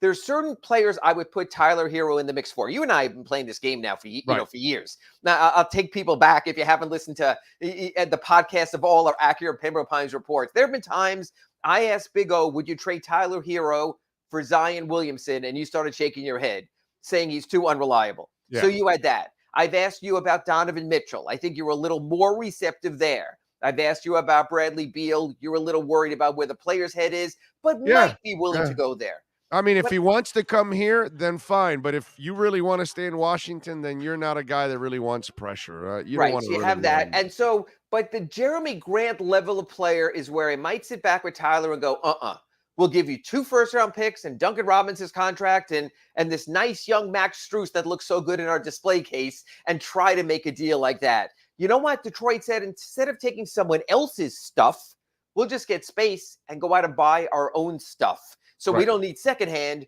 We can just get brand new. So that's the approach they took. That's where you get shut out. But you know what? The Heat are over the cap and close to the tax for a reason, because they're good. So they spent money on good players. Except for Duncan Robinson, there's not a lot of fat on this roster. Don't go there with the joke. I know you're planning to now. Lowry. I was going to say, did you see him trim it?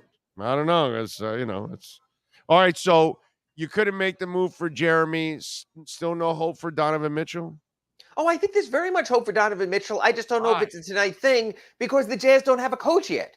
So who's to say the coach doesn't come in from another team where he has his guy from that team and says, look, I know you like Donovan Mitchell, but my guy over there can do this twice as well as him, and he knows the system I'm putting in. Maybe it's Terry Stotts coming over, someone he had in Portland. Maybe it's Frank Vogel coming over, someone he had in Indiana, someone he had with the Lakers. It's so up in the air in Utah. I don't think they're in a position to change the franchise. Here's the thing. Is Utah interviewing coaches that they want to get, so they're willing to do what the coach wants? I don't see that level of candidate. Or is Utah going to build a team and tell a new coach, this is what you got, make it work? And any coach who takes a job like that is not a top-tier coach. A coach who takes a job... Here's the problem I have with that. You can't be a coach in Utah and think that you're going to get what you want, because you're not going to get what you want, because free agents are going to come to you anyway. So it's going to be a mission for you. You're still going to have to draft. You're still going to have to trade. It's the only way you're going to get better. So I think it's more of a franchise that's run by a GM than a head coach, because that's the guy that can objectively look at the current position of the team and then plan for the future. Whereas you go there as a coach, you're just thinking of the present. The future is not really that important. You just want the job. You want the salary. You want to be one of 30 NBA head coaches, which is fine. Yeah. I think the one name today, the today name out there, is John Collins. I think Atlanta realized they overachieved 2 years ago when they got to the Eastern Conference Finals. They were humbled during the regular season in the play-in round. They were humbled losing 4-1 to the Heat in the first round. I like John Collins a lot. I think it can work, John Collins and Bam. But Big O, I could see some people saying, hey, the Heat were too small as it was. Now you're playing 2 power forwards, and one of them is going to be center. Maybe not, but again, you know what, Big O? I'm going to put you on the spot here again, like I always do in this game we play. Would you be willing to package Tyler Hero for John Collins? Hell yeah. Would you? Hell yeah, I'm giving up Tyler Hero for John Collins. And then what do you do? And then what do you do in your perimeter rotation? Because I can replace Tyler with some of the guys I already have in Strus and in Caleb and those guys. But John Collins can be the guy that I need if I lose PJ Tucker, or even if I keep PJ Tucker, I don't have to wear out PJ Tucker and I can use John. So yes, John. To me, in that scenario, it comes down to a different name. I think it comes down to Victor Oladipo.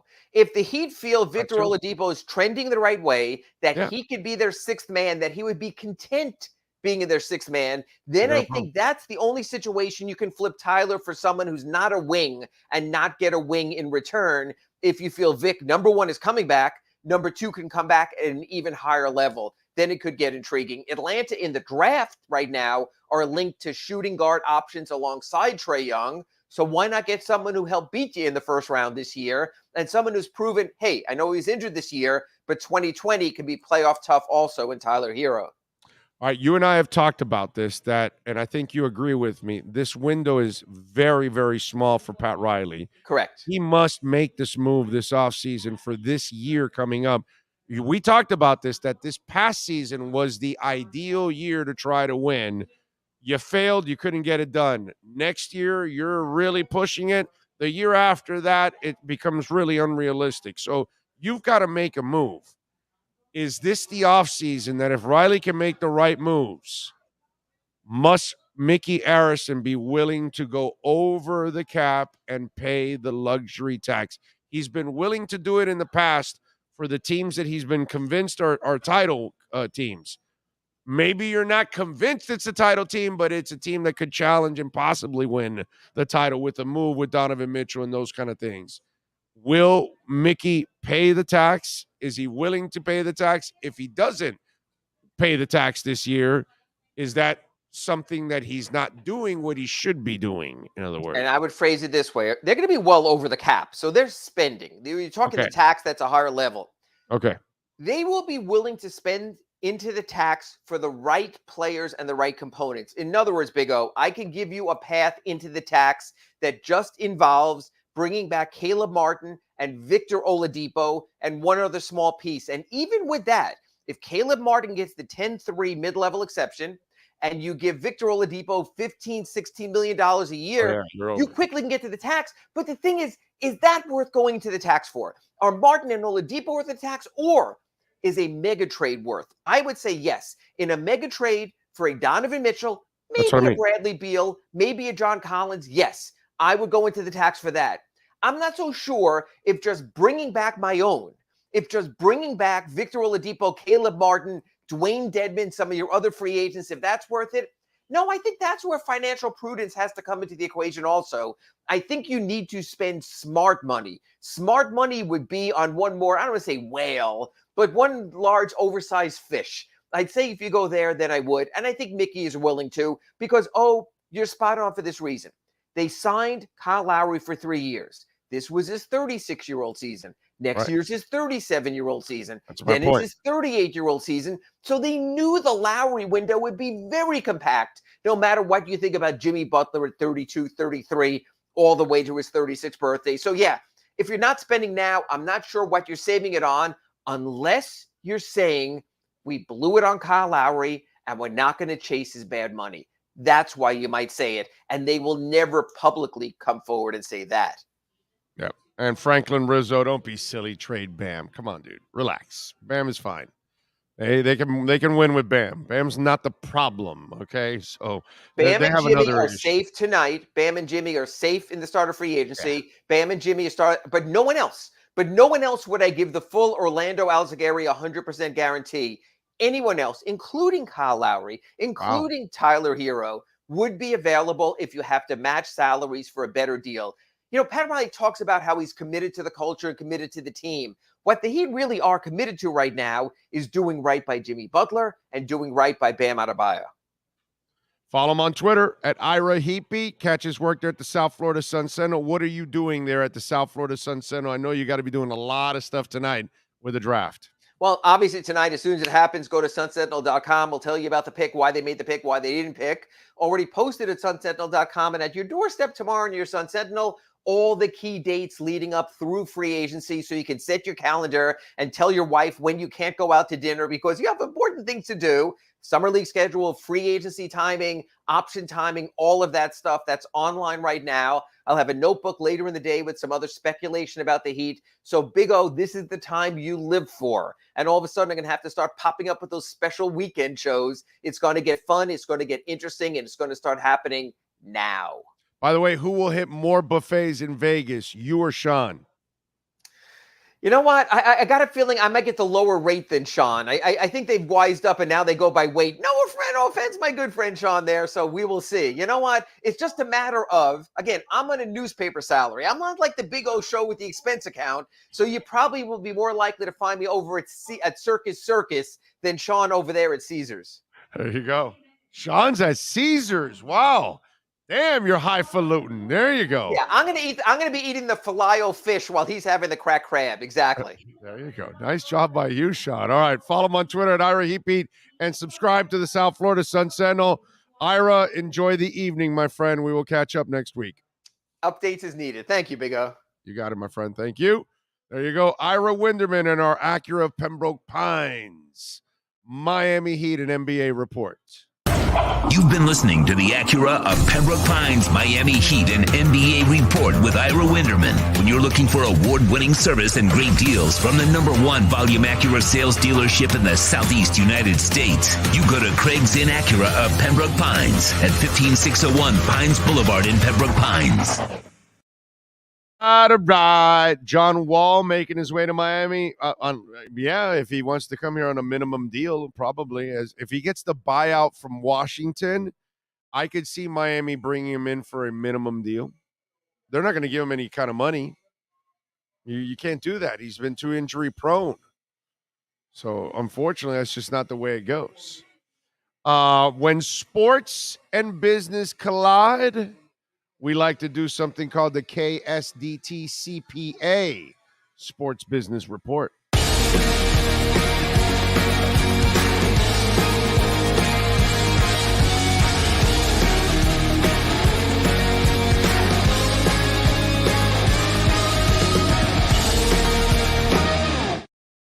All right. You know, Sean, a lot of people like to think, oh, my God, crypto is dead. Look out, this, that. And everything is down. Crypto is down. Stocks are down. There's a lot of things that are down. It will all bounce back. It'll all bounce back, and it'll all bounce back stronger than ever. Our economy will bounce back eventually when everything gets fixed. So do you think the National Hockey League and other businesses around the world are not going to get into crypto, into Web3 and everything else that goes with it? No, you're wrong.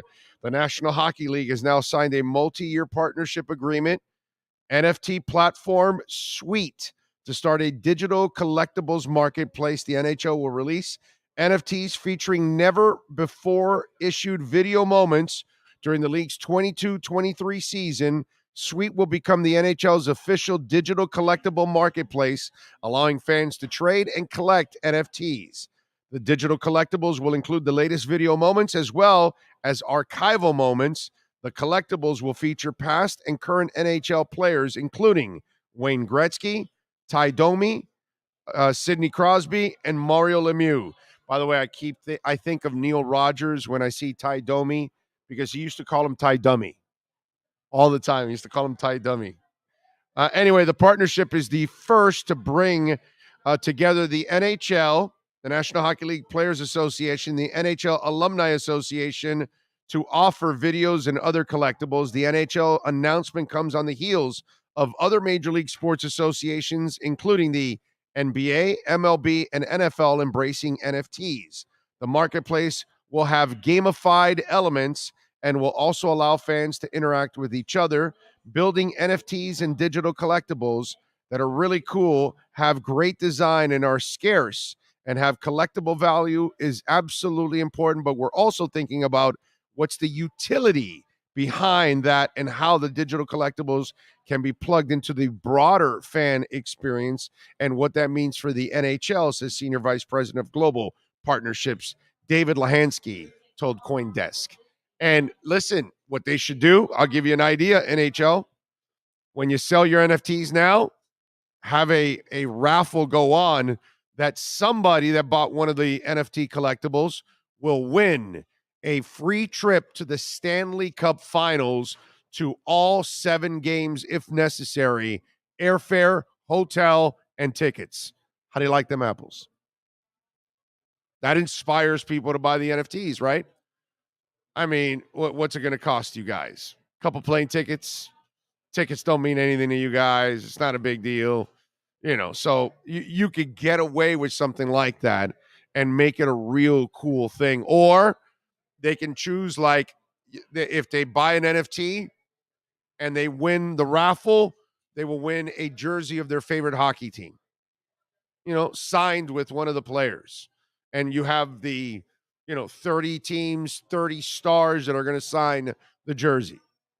And Barkov is the one for the Panthers.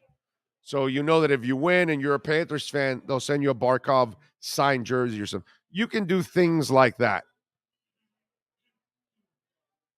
So, I mean, there's a lot of things that they can do to add utility to everything. Anyway, that is your KSDT CPA Sports Business Report. This has been the KSDT Sports Business Report. KSDT CPA is one of South Florida's largest and one of the country's fastest growing accounting firms. KSDT is recognized by Forbes as one of the top tax and accounting firms for 2022. KSDT CPA is a full service firm that also excels in crypto. Visit online at ksdtcpa.com or call 305-670-3370. There we go. All right. Thank you all out there. All right. We got to thank the great folks out here at Hialeah Park for making it nice and easy for us to broadcast and get it done here. The Brunetti family, always very supportive, along with Frank Fiore and, of course, Steve Calabro, the general manager of Hialeah Park. We'll be back here next Thursday. Hope to see you all out here. I think, because then the following Thursday, we're not here. We're in Vegas. So next Thursday, come on out, join us. You can eat, drink, gamble, all kinds of stuff, and have some fun while we're out here. Tomorrow, we're going to be out at Acura Pembroke Pines at 15601 Pines Boulevard, just off of I-75. So come on out and join us. We'll be out there tomorrow starting off at 10 a.m. till 1 p.m. Tomorrow on the show, Anthony Chang will join us, so we'll recap the draft and anything that the Miami Heat did or didn't do. Manny Navarro will join us at 11 o'clock.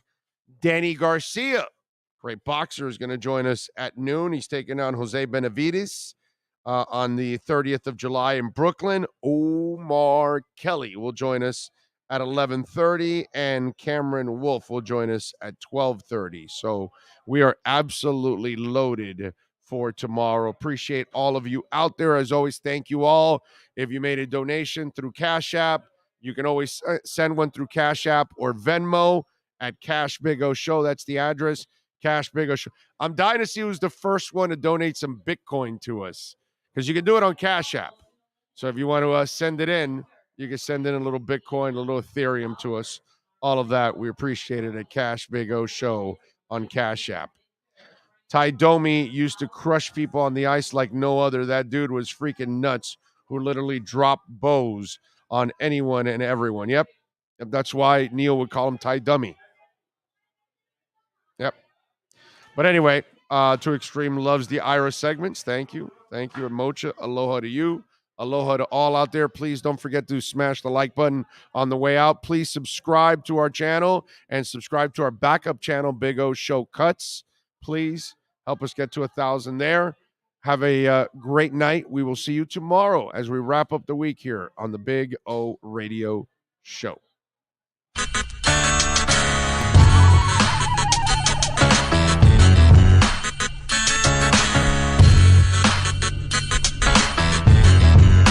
This is the Big O Show. This is the Big O Show. This is the Big O Show.